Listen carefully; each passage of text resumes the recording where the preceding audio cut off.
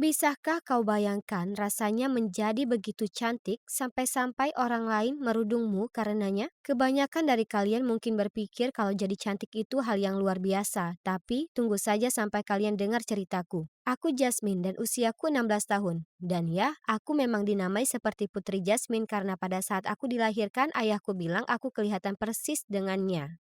Jadi, tumbuh besar, aku sangat cantik secara alami dan makin dewasa, banyak cowok mengejarku. Tapi aku nggak menyadari hal ini. Hanya karena aku cantik bukan berarti aku arogan soal itu. Nyatanya, aku anak yang sangat penyayang.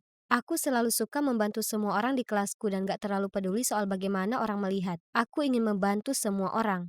Pernah saat di kelas 2 ada 3 anak yang berkelahi dan aku membantu mereka. Tapi yang sungguh mengejutkan adalah mereka berkelahi memperebutkanku. Guru kami akhirnya melerai pertengkaran dan harus memisahkan mereka semua. Dan membuat mereka duduk di sisi berlawanan di ruang kelas, jauh dariku. Aku sangat kaget, kenapa semua orang berkelahi karenaku. Ya, saat aku di kelas 5, aku bahkan jadi makin cantik dan di satu waktu ada 5 cowok yang berkelahi karenaku. Suatu hari, dua dari cowok-cowok itu, Jack dan Tyler, keduanya berlari ke arahku dan di sisi berlawanan di taman bermain. Aku hanya berdiri di sana melihat mereka datang ke arahku, lalu aku panik dan dengan cepat lompat menyingkir. Mereka berdua akhirnya tabrakan satu sama lain dan terjatuh. Jujur, itu lucu sekali. Ku bantu mereka berdiri, tapi di dalam hati aku tertawa setengah mati. Kebanyakan cewek mungkin senang sekali mendapat perhatian semacam itu, tapi itu justru membuatku gila. Aku cuma ingin orang-orang menyukaiku apa adanya, bukan karena aku cantik. Meskipun ku dapat banyak sekali perhatian dari para cowok, para cewek nggak menyukaiku. Ada satu cewek namanya Mia yang sangat membenciku. Dia sampai betul-betul merudungku. Dia selalu berusaha keras melakukan hal yang mengerikan padaku. Seperti saat dia melompat di atasku pada kelas olahraga dan mematahkan lengan kananku. Dia pura-pura kalau itu adalah kecelakaan, tapi aku tahu dia sengaja melakukan itu. Dan jelas saja aku gunakan tangan kananku untuk lakukan apa saja, sungguh menyiksa. Aku terus menangis karena selama berbulan-bulan aku nggak bisa menulis apa-apa. Padahal menulis adalah hal yang paling kusukai di seluruh dunia. Dan bukan satu-satunya kejadian mengerikan dengan Mia. Pernah aku sedang di taman dengan kakak lelakiku dan dia meninggalkanku di ayunan supaya dia bisa nongkrong dengan teman-temannya. Segera setelah dia tak terlihat, kulihat Mia menuju ke arahku. Dia nampak marah dan aku langsung menutup mata karena sangat takut. Kukira dia akan memukulku, tapi tiba-tiba ku dengar seseorang berlari. Dan kubuka mataku tepat saat kakak memegang tangannya untuk menghentikannya memukulku. Kakak melindungiku, tapi kemudian dia bertindak terlalu jauh. Dipukulnya Mia di wajahnya dengan sangat keras dan merontokkan gigi depannya. Mia menjerit dan menangis dan kakakku hanya meraihku dan menyuruhku lari keluar taman dengannya. Setelah itu, Mia nggak berani menggangguku lagi. Aku naik ke SMP dan nggak pernah melihatnya lagi. Tapi hidupku nggak berubah lebih baik. Kalian tahu, di sekolahku yang baru, seragamnya sangat jelek. Aku berubah dari cewek cantik jadi benar-benar tomboy.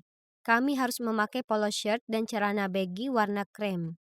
Jujur saja, itu nggak terlihat bagus untukku. Tentu saja aku lega nggak jadi cewek yang diperebutkan lagi. Tapi aku nggak suka rasanya terlihat buruk pakai seragam itu. Kemudian kami mengadakan acara dansa di sekolah, di mana diperbolehkan memakai apapun yang kami mau. Kuputuskan mengenakan gaun hitam pendek favoritku yang memperlihatkan lekuk tubuhku. Segera saat aku berjalan melalui pintu untuk menari, semua mata tertuju padaku. Aku nggak percaya betapa besar perbedaan yang bisa ditampilkan pakaianku. Semua cowok berusaha dapatkan perhatianku, tapi aku hanya ingin menari. Sungguh malam yang menyenangkan, tapi esok harinya sungguh gila. Aku sampai kelas dan kami harus serahkan tugas esai kami. Aku menyerahkan tugasku ke guru dan saat aku berjalan kembali ke tempat duduk, ada cewek bernama Paula menghentikanku dan berkata, "Jasmine, semua orang tahu kalau dadamu itu palsu. Kamu operasi plastik kan?"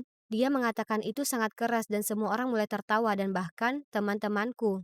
Aku sangat malu dan hanya berlari keluar dari sana menangis. Kenapa dia berkata begitu? Yang membuat lebih parah lagi, saat aku akhirnya kembali ke mejaku, aku lihat seseorang sudah merusak karya seniku. Aku sangat suka menggambar terutama karakter Dragon Ball dan aku menggambar Goku pagi itu. Seseorang sudah merusaknya dengan menggambar payudara palsu. Lalu di bawahnya mereka menulis, "Kamu ini sangat palsu." Jujur saja aku ingin lari keluar dari sana dan gak pernah kembali. Orang-orang ini sangat jahat. Tiba-tiba, ada cowok bernama Peter yang biasanya cukup kasar padaku, mengambil gambar itu dan merobeknya.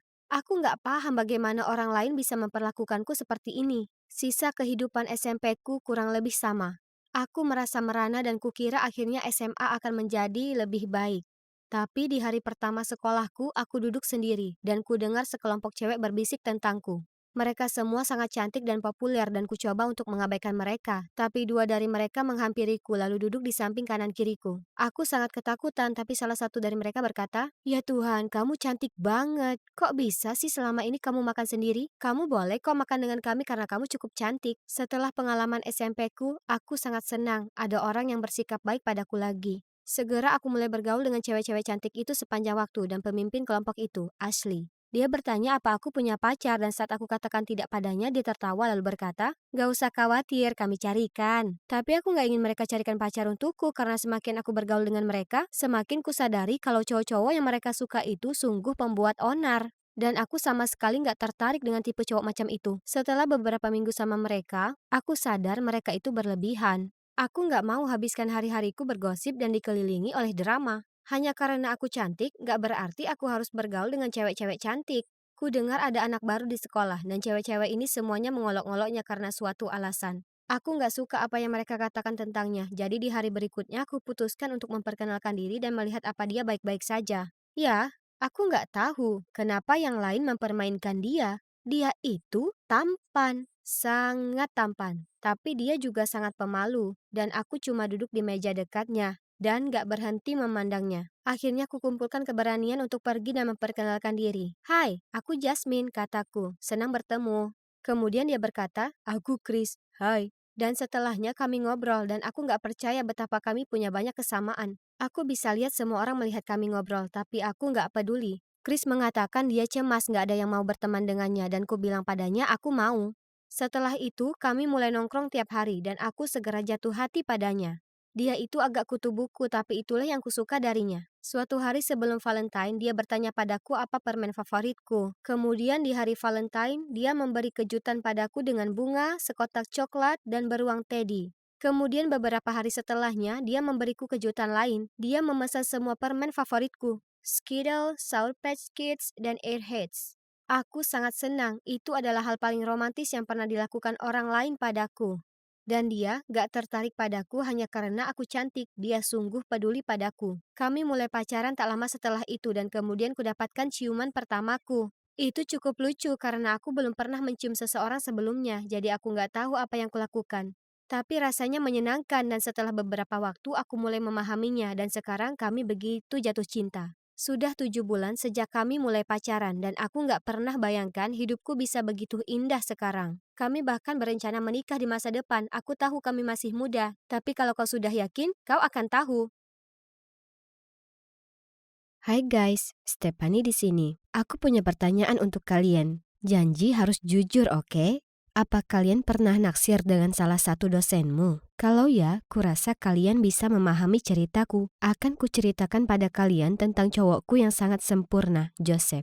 Aku berusaha keras untuk dapatkannya, tapi percayalah padaku, dia begitu berharga di tiap detiknya. Jadi, ini dimulai tahun lalu saat aku jadi mahasiswa tahun kedua di kampus jurusan seni pertunjukan. Kalau bicara soal cowok seumuranku, membosankan sekali. Aku nggak begitu perhatikan mereka karena mereka itu sangat kekanakan dan jujur saja mereka membuatku jengkel. Jika aku harus memilih pacaran dengan cowok brengsek yang nggak dewasa atau tetap melajang selamanya, maka nggak perlu ada perdebatan. Suatu hari aku sedang di rumah sahabatku Susi. Kami sudah berteman sedari dulu dan meskipun kami sekarang kuliah di kampus yang berbeda, kami masih sering ketemu. Saat kami sedang makan burger homemade lezat buatan Susi, kami ngobrol soal kuliah, pakaian, cowok, kalian tahu kan semacamnya. Saat itulah Susi cerita padaku soal dosen baru di kampusnya yang bernama Joseph.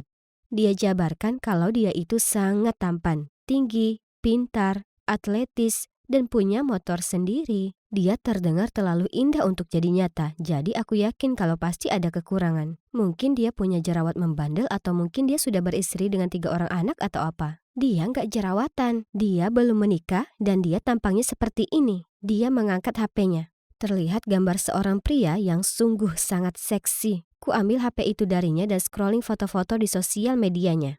Ya ampun, cowok ini ganteng banget. Jadi gimana kalau aku nggak pernah ketemu dia? Aku tahu aku harus buat dia jadi milikku. Aku butuh rencana, jadi kumohon pada Susi untuk membantuku. Dia pikir aku gila, tapi hey, dia ini bersahabat denganku sejak dulu, jadi dia tahu kalau aku suka totalitas dalam segala hal. Dia menyelundupkanku ke kelas bersamanya, kelas ekonomi, membosankan. Tapi menatap Joseph sungguh sepadan, dan suaranya sungguh indah mengalun. Aku tahu aku nggak bisa duduk diam saja di sana, aku perlu membuat Joseph memperhatikanku. Usai kelas, aku mendatanginya, menyibakkan rambutku, dan dengan suaraku yang paling imut berkata, "Hei, sungguh perkuliahan yang hebat, tapi ada beberapa poin yang masih susah kupahami. Mungkin Anda bisa membantu saya?" Dia terlihat agak canggung, tapi mengiyakan. Aku mengarang beberapa pertanyaan soal perkuliahan dan dia menjelaskan beberapa jawaban yang tak kupahami. Aku tahu aku harus melakukan lebih dari ini untuk tetap dapat perhatiannya, jadi aku terus menyelinap ke kelas itu. Suatu kali pernah aku pura-pura jatuh dari kursiku dan pura-pura pingsan. Aku bahkan mengusapkan bedak putih di bawah mataku sebelum kelas supaya aku kelihatan sangat lelah. Harapanku adalah dia akan bergegas mendatangiku dan membawaku ke rumah sakit. Tapi tidak.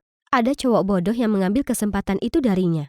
Lebih parah lagi, si dungu itu sangat kikuk saat dia menggendongku melalui pintu. Dia membuat lenganku terantuk kusen pintu. Aduh, ku gigit bibir bawahku dan tetap menutup mata. Ya ampun, kenapa rencanaku yang luar biasa ini berubah jadi bencana?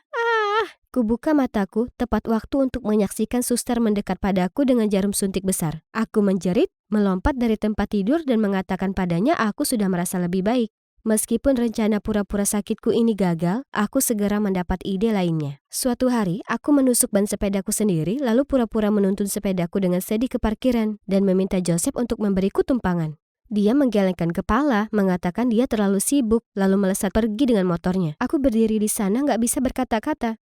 Parahnya, aku harus menuntun sepedaku sepanjang perjalanan pulang. Di lain waktu, aku menunggu sampai hanya ada dia dan aku di kelas. Kemudian saat aku berjalan melewatinya, aku jatuhkan buku-bukuku. Lalu aku bilang, "Oh tidak, cerobohnya aku." Saat aku menunduk untuk memungutnya, oh ya, aku juga memakai celana jeansku yang ketat. Aku rasa gak mungkin dia bisa menolakku yang sedang memakainya. Dia bahkan gak membantuku memunguti buku. Sebaliknya, dia batuk menjernihkan suaranya lalu bilang, "Apa kamu bisa cepat? Sekarang waktu istirahatku, dan aku belum makan sejak sarapan." Tipikal. Aku lagi ada di sana kelihatan seksi dan yang dia pikirkan hanyalah soal perutnya. Aku nggak akan menyerah sekarang. Aku nggak mendatangi banyak perkuliahan yang membuatku menguap dengan tanpa hasil. Jadi, terima kasih atas pencarian sosial mediaku, aku tahu hari ulang tahun Joseph sebentar lagi. Di hari ulang tahunnya, aku mengikuti perkuliahannya. Suatu takdir, jadi kubawakan dia kue dan membuat seluruh kelas menyanyikan selamat ulang tahun padanya. Kemudian aku mengumumkan aku punya kejutan ulang tahun untuknya. Dan aku menyanyikan lagu Lewis Capaldi berjudul Someone You Love. Seisi kelas bersorak-sorai, tapi dia cuma memandangi bangkunya. Oke, jadi ini mulai membuatku frustasi. Apa yang kubutuhkan untuk mendapatkan perhatian pria ini? Ya ampun, aku sudah mencoba semuanya. Di hari Jumat, salah satu teman kuliah Susi mengadakan suatu pesta. Jadi aku ikut serta. Aku duduk di pojokan dan mengeluh pada Susi bagaimana aku merasa nggak ada perkembangan dengan Joseph. Aku cuma nggak paham. Apapun yang kulakukan, dia nggak pernah peduli. Aku mengeluhkan. "Susi, apa sebaiknya aku terus mendekatinya? Dia bahkan nggak memperhatikanku. Dia sungguh pria yang tangguh, kau tahu, seperti sepatu but tua." Nyatanya, sebuah batu saja punya lebih banyak kepribadian. Kemudian Susi memberiku tanda. Tapi aku terus bicara, dan mungkin dia itu gay atau apa? Seperti kau lihat kan, dia nggak menunjukkan ketertarikan pada perempuan. Itulah saat Susi memukul lenganku dan saat aku menongak ke atas. Aku benar-benar sangat kaget. Joseph tepat di sana sedang menatapku. Saat aku terpaku kaget, dia menggelengkan kepala kemudian berlalu pergi. Tanpa pikir panjang, aku langsung berdiri, bergegas mengejarnya lalu minta maaf. Dia mengacuhkanku dan naik ke motornya. Jadi aku naik ke belakang motornya dan menolak untuk bergerak. "Tolong, saya nggak sungguh-sungguh dengan yang saya katakan. Tolong, dengarkan dulu." Aku memohon. Pada akhirnya, dia memberiku helm dan menyuruhku memakainya. Gak bisa tidak, aku merasa senang. Aku ingin sekali naik motornya sejak pertama kali melihat fotonya naik motor itu. Ya Tuhan. Sekarang ini sungguh terjadi. Oke, jadi ini gak seperti yang kubayangkan, tapi tetap saja ini luar biasa. Dan aku memastikan tanganku memeluk erat pinggangnya. Murni karena alasan keamanan tentu saja. Setelah sekitar 10 menit dia berhenti di jalan yang sepi. Kukira dia akan memakiku, tapi sebaliknya dia berbalik dan tersenyum padaku. Wow, tanpa cemberut di wajahnya, dia terlihat semakin seksi. "Jadi, apa yang kau bilang soal aku tadi?" Dia bertanya. Enggak, Itu cuma salah paham. Itu lucu, karena kedengarannya kau pikir aku nggak punya kepribadian dan apa ya? Oh, iya, kau pikir aku gay. Saya, em, saya minta maaf. Anda mungkin nggak masalah jika Anda memang demikian. Dan Anda punya kepribadian yang luar biasa. Tiba-tiba dia mencondongkan badannya dan menciumku. Ya Tuhan, sungguh luar biasa. Aku sangat kaget tapi senang sekali, walaupun aku nggak tahu apa yang terjadi. Segera saat dia menarik diri, kutarik dia lagi supaya kami bisa melanjutkan berciuman. Kemudian dia berkata, Aku bukan gay dan aku suka berpikir kalau aku punya kepribadian yang mempesona. Aku cuma suka bermain-main denganku, namun sepertinya masih perlu waktu yang lama untukmu jadi lebih dewasa. Tapi nggak apa, akan kupelajari kau nanti. Jadilah pacarku. ternyata dia juga memperhatikanku, tapi dia ingin lihat dulu apa yang terjadi. Dan juga dia pikir aku perlu tumbuh lebih dewasa lagi karena perilakuku walaupun lucu tapi juga sedikit kekanak-kanakan. Tapi dia juga merasa tersanjung dengan usaha yang kulakukan untuk dapatkan perhatiannya. Dia mengatakan kalau dia datang ke pesta itu karena mendengarku membicarakannya di kampus dan dia ingin datang hanya karena aku. Aku nggak datang ke kelasnya lagi, yang membuatku jauh lebih punya waktu untuk berkonsentrasi pada perkuliahanku yang sebenarnya. Tapi kami sekarang resmi pacaran dan aku senang sekali. Jadi ini adalah cerita tentang bagaimana aku akhirnya punya pacar paling seksi yang pernah ada. Saranku pada kalian adalah jadilah berani dalam mengejar cinta. Karena jika kalian cuma duduk-duduk saja menunggu cinta itu jatuh di depan pintumu, kalian akan menunggu selamanya. Ayo, pasti bisa. Itulah yang kulakukan dan betul-betul berhasil untukku. Jadi nggak ada alasan itu nggak akan berhasil untuk kalian juga.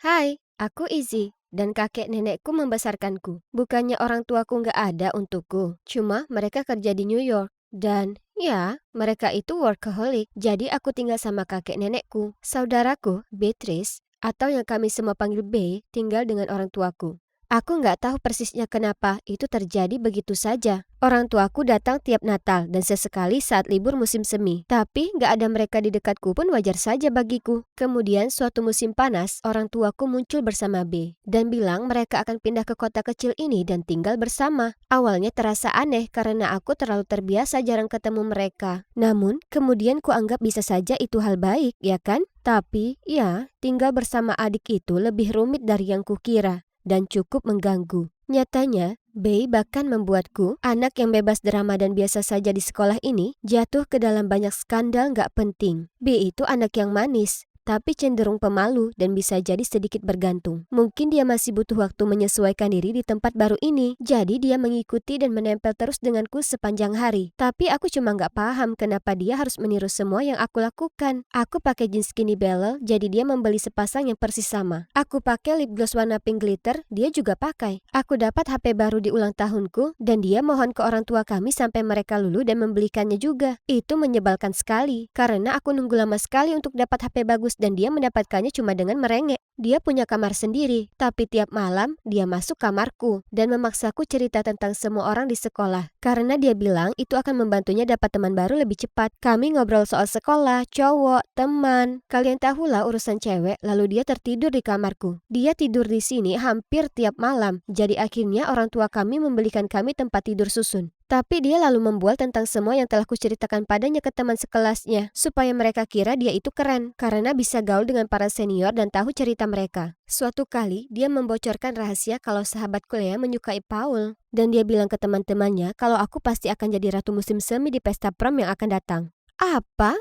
Aku bahkan gak terpikir mencobanya. Gak akan pernah. Aku gak tertarik dengan perhatian macam itu. Dan jelas saja rumor itu tersebar. Lea melabrakku marah-marah dan sebagainya. Bilang kalau dia nggak mau jadi temanku lagi. Aku mencoba jelaskan padanya, tapi dia nggak mau dengar. Dan di sepanjang hari itu, tiap kali aku berjalan melewati lorong, cewek-cewek populer akan menyeringai padaku dan bilang, "Kamu pikir kamu siapa? Serius nih, seakan-akan kamu bisa jadi ratu musim semi?" Aku benci ini. Aku hanya ingin punya kehidupan yang wajar dan tenang di sekolah. Aku nggak suka perhatian seperti ini. Aku juga nggak mendambakan jadi ratu musim semi. Ini membuatku sangat marah. Jadi di sore harinya, aku mendatangi kelas B saat istirahat, menyeretnya ke samping dan menyuruhnya berhenti mengacaukan hidupku dengan mulut besarnya itu. Aku nggak punya cukup waktu untuk bicara tentang apa yang terjadi sebenarnya, karena aku harus kembali ke kelas. Tapi ku tegaskan maksudku dan memberinya tampang sinis sebelum aku pergi. Dia tampak cukup ketakutan. Kuhentakkan kaki kembali ke kelasku, tapi emosiku ini nggak berlangsung lama. Selama kelas sastra Inggris, guruku memasangkan aku dalam sebuah proyek grup dengan 2 orang temanku dan Andy. Cowok terimut yang pernah ada. Ini adalah alasan sempurna untuk menggunakan waktu belajar grup untuk mengatur pertemuan di rumahku. Rencananya ditetapkan. Aku cuma perlu pulang, pakai pakaian tercantikku, dan tunggu mereka datang. Aku sangat gugup sampai aku nggak begitu permasalahkan tentang perseteruan dengan adikku lagi. Aku bersemangat bilang kalau Andy akan datang, dan dia membantuku merapikan kamarku dan mengepang rambutku. Mereka datang dan belajar pun nggak berlangsung lama. Gak lama kami nonton film dan main permainan. Kemudian Bi mengusulkan kami bermain 7 menit di surga. Itu sangat kekanak-kanakan, tapi tampaknya yang lain tertarik. Lagi pula, menurutku itu bisa menguntungkanku dan Andy. Kami putar botol untuk memilih, dan saat itu giliran Andy, Bi memintanya memutarkan untuknya. Kemudian dia mengernyit padaku dan Andy. Kemudian yang menakutkanku adalah botol itu mengarah padanya. Apa itu tadi? Apa dia sedang mencuri gebetanku juga? Cewek manja ini. Dia dan Andy masuk ke dalam lemari, dan setelah 7 menit yang menyiksa, mereka keluar sambil senyum-senyum. Aku sangat marah, tapi aku tetap bersikap cool sampai mereka pergi. Kemudian aku berteriak pada Bi, dia itu cewek parah dan licik. Sebaiknya menjauh dariku. Emosiku memuncak. Ibu sampai datang dan menyuruhku berhenti. Ku banting pintu kamarku dan bahkan menempatkan meja rias di depannya, supaya Bi nggak bisa masuk.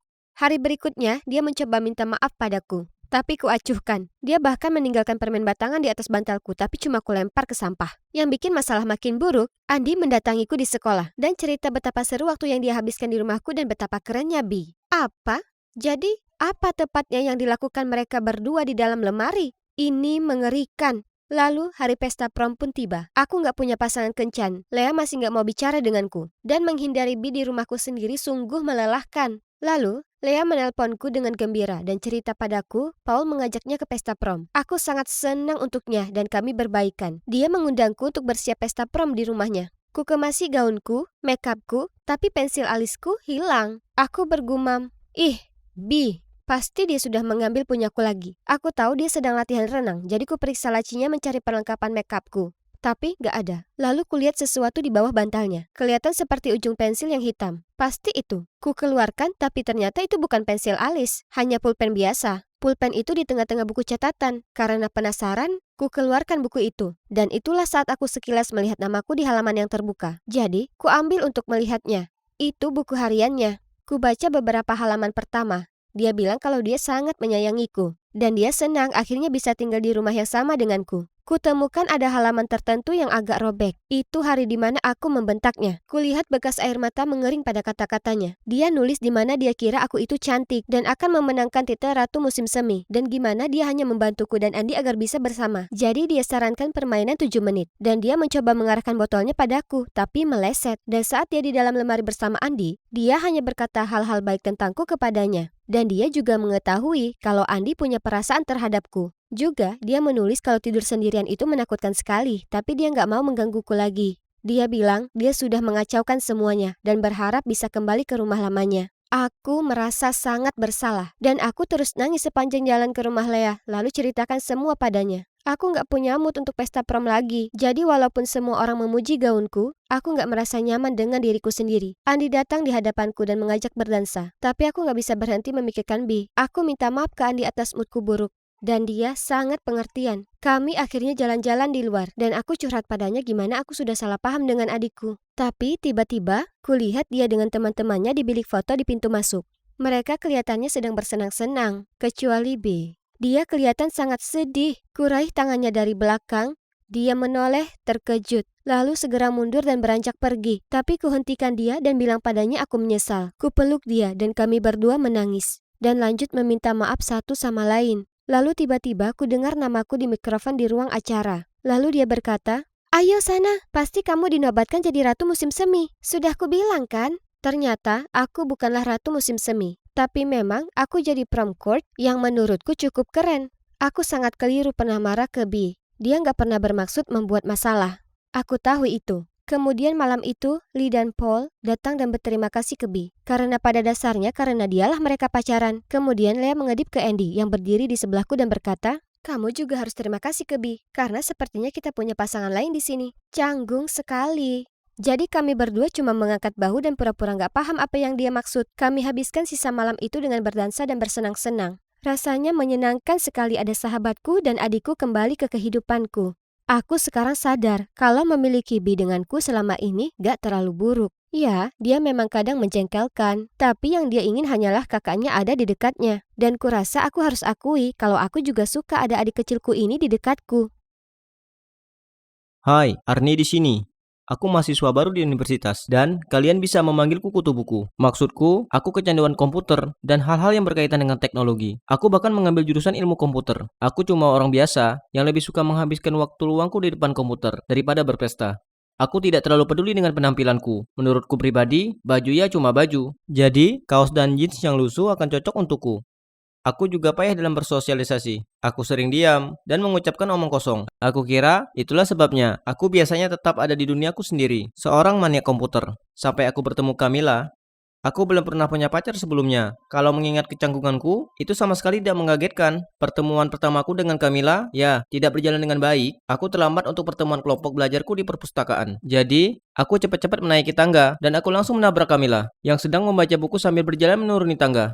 Aku melihatnya sambil merasa ngeri saat dia jatuh dari tangga. Pergelangan kakinya patah. Aku merasa sangat bersalah dan menyalahkan diriku sendiri. Setelah itu, aku mencoba menjadi orang baik dan membantunya. Aku menawarkan untuk membawakan tasnya ke kelas, tapi dia malah menggerutu. Bisakah kamu jauh dariku? Aku tidak butuh bantuanmu. Oke, lalu dia netap tajam. Di lain waktu, aku bertemu Camilla ketika dia sedang duduk di rumput dan dengan penuh semangat membaca Twilight. Jadi, aku membelikannya salinan buku kedua dalam seri Twilight yang sudah ditandatangani. Dia menatap sinis ke arahku, memberitahuku bahwa buku itu sudah sangat ketinggalan zaman. Kurasa dia marah padaku karena kecelakaan itu, tapi kemudian dia sedang membaca buku yang kuberikan padanya. Dia tersenyum, lalu berkata kepadaku, ini sebenarnya hadiah yang sangat bagus, terima kasih. Setelah itu, kami mulai lebih sering ngobrol, dan aku bahkan membantunya belajar. Aku belum pernah bertemu cewek seperti Camilla sebelumnya. Dia begitu lembut, girly, dan cantik. Tapi kalau aku seperti komputer, dia itu seperti buku. Dia memuja mereka, dan dia selalu memikirkan sebuah buku. Aku mengagumi hal ini pada dirinya. Seorang cewek yang membaca buku sebanyak dia, pasti memiliki jiwa yang sangat cantik. Aku mendapati diriku jatuh cinta padanya. Tetapi, sebagai cowok yang canggung, aku tidak berpikir aku punya kesempatan. Kemudian suatu kali, setelah aku selesai membantunya belajar, dia membungkuk dan menciumku. Tidak ada lagi yang lebih kaget dibandingkan diriku sendiri. Tidak lama setelah itu, kami resmi pacaran dan pada awalnya semuanya baik-baik saja. Namun, Camilla lambat laun menjadi semakin kecanduan ke buku bacaannya. Dia menyukai cerita fiksi romantis, dari yang klasik seperti Pride and Prejudice, hingga judul yang lebih modern seperti The Fall of Star. Dia menyukai semuanya. Ada hari-hari di mana dia terperangkap dalam dunia fiksi ini, sehingga dia membaca dari malam hingga pagi berikutnya. Dan dia bahkan bolos kuliah karena dia terlalu lelah untuk berangkat. Kami sering pergi ke perpustakaan untuk belajar bersama. Ya, aku belajar. Dia biasanya melamun sambil menatap keluar jendela, tenggelam dalam dunia fiksi apapun yang saat ini memenuhi pikirannya. Dan saat aku memanggil namanya, dia tidak pernah menjawab. Setelah dia menyelesaikan setiap buku, dia terjerumus masuk ke kondisi depresi. Kayaknya dia tidak bisa menerima kenyataan. Setelah dia selesai membaca The Notebook, dia mengeluh kalau aku tidak ganteng dan perhatian seperti Noah. Ku coba abaikan, tapi setelah dia baca buku, To All the Boys I've Loved Before. Lalu membentakku bilang kalau Peter tidak cuma memanjakan pacarnya, tetapi dia juga rajin berolahraga dan punya six pack. Dia bilang kepadaku kalau aku harus mulai olahraga dan berhenti makan coklat terlalu banyak. Jadi komentarnya memang menyakitkan. Aku selalu malas olahraga dan sadar diri tentang tubuhku yang kurus. Jadi aku ke gym untuk menyenangkan Camilla. Dia terlihat senang tentang ini dan menyebutkan sesuatu tentang bangga punya pacar yang pandai belajar dan rajin olahraga. Seperti cowok tampan dalam cerita fiksi romantis. Tapi jujur saja, aku tidak terlalu suka gym. Temanku di tim bola basket, jadi aku bilang padanya bahwa aku ingin bergabung. Aku membencinya, tapi menurut Camilla itu sangat mengagumkan. Selama pertandingan pertamaku, dia di sisi lapangan dan berteriak, "Sayang, I love you. Ayo, kamu bisa, sayang." OMG, aku tidak menyangkanya.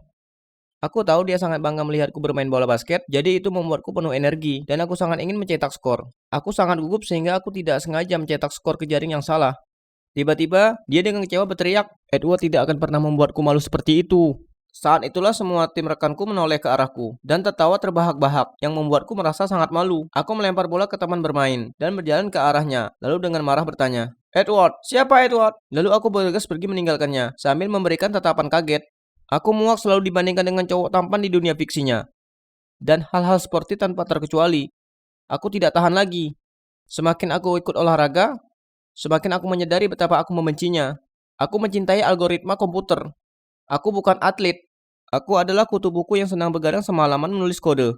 Akhir pekan itu, mungkin dia ingin berbaikan. Jadi dia memintaku pergi ke bioskop untuk menonton film romantis. Aku sudah lumayan tenang, jadi aku setuju. Aku muncul di luar tempatnya untuk menjemputnya. Dan teleponku berbunyi, "Bip, Camilla memberitahuku. Dia telah baca sepanjang hari, jadi capek untuk pergi." Selain itu, dia sudah sampai klimaks dari bukunya dan tidak rela meninggalkannya. Aku sangat marah dan langsung pulang ke tempatku. Rasanya seperti Camilla lebih memilih cowok khayalan dibandingkan aku, pacarnya yang sebenarnya. Besok paginya, aku masih sangat marah saat aku menjelaskan kepada Camilla bagaimana perasaanku. Dia mulai menangis. Dia bilang padaku kalau itu semuanya salahku karena tidak mempedulikannya tadi malam. Karena dia sudah bilang kalau dia capek. Dia ingin seorang cowok membawakan makanannya, memanjakannya, dan merawatnya. Aku tidak percaya dengan apa yang dia katakan. Cuma karena aku nggak sehebat tokoh fiksi, bukan berarti aku tidak menjaganya. Beraninya dia keterlaluan sampai mengatakan sebaliknya. Aku tahu ini gila, tapi masalahnya aku sangat mencintai Camilla. Jadi kesimpulanku, dia menginginkan cowok yang sempurna. Aku bisa menjadi dia, ya kan?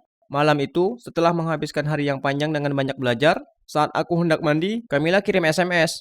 B, aku mau makan spaghetti, tapi di luar hujan. Jadi, meskipun aku capek, aku langsung membelikan spaghetti untuknya. Kalian harus melihat wajahnya. Dia sangat bahagia. Melihatnya bahagia, membuat hatiku terharu. Semuanya baik-baik saja, tapi akhirnya aku jatuh sakit. Buh. Besoknya, Camilla datang ke tempatku untuk merawatku. Dia membuatkanku sup dan membantuku memakannya. Aku akhirnya tertidur, dan ketika aku bangun, dia sudah pergi. Aku nggak terlalu mikirin. Tapi 3 hari kemudian, dia masih belum menjawab telepon atau pesanku. Akhirnya, dia menjawab teleponku dan memberitahuku alasan kenapa dia marah. Ternyata, dia membayangkan dirinya seperti tokoh utama dalam novel fiksi romantis yang baru saja dia baca. Dalam cerita itu, saat cowok tampan sakit dan kekasihnya datang menjenguknya, lalu saat kekasihnya menyuapi cowok itu makan, dia menciumnya. Jadi, dia mengharapkan aku melakukan hal yang sama. Tapi aku malah tidur, gak tahu mau ketawa atau nangis. Ini gila. Bagaimana dia bisa mengharapkanku menjadi romantis saat aku berusaha sekuat tenaga untuk tidak muntah? Kami janjian di kafe. Aku bilang kepadanya bagaimana perasaanku. Aku tidak bisa melakukan ini lagi. Aku tidak bisa menjadi seorang yang sporty, tampan, ahli pedang. Aku cuma orang biasa, culun. Itulah aku. Terima aku atau semuanya berakhir. Dia meminta maaf dan mulai menangis. Dia bilang padaku, dia sangat terbawa dengan skenario dalam novelnya. Tapi dia berusaha sekuat tenaga untuk menjadi pacar yang lebih baik.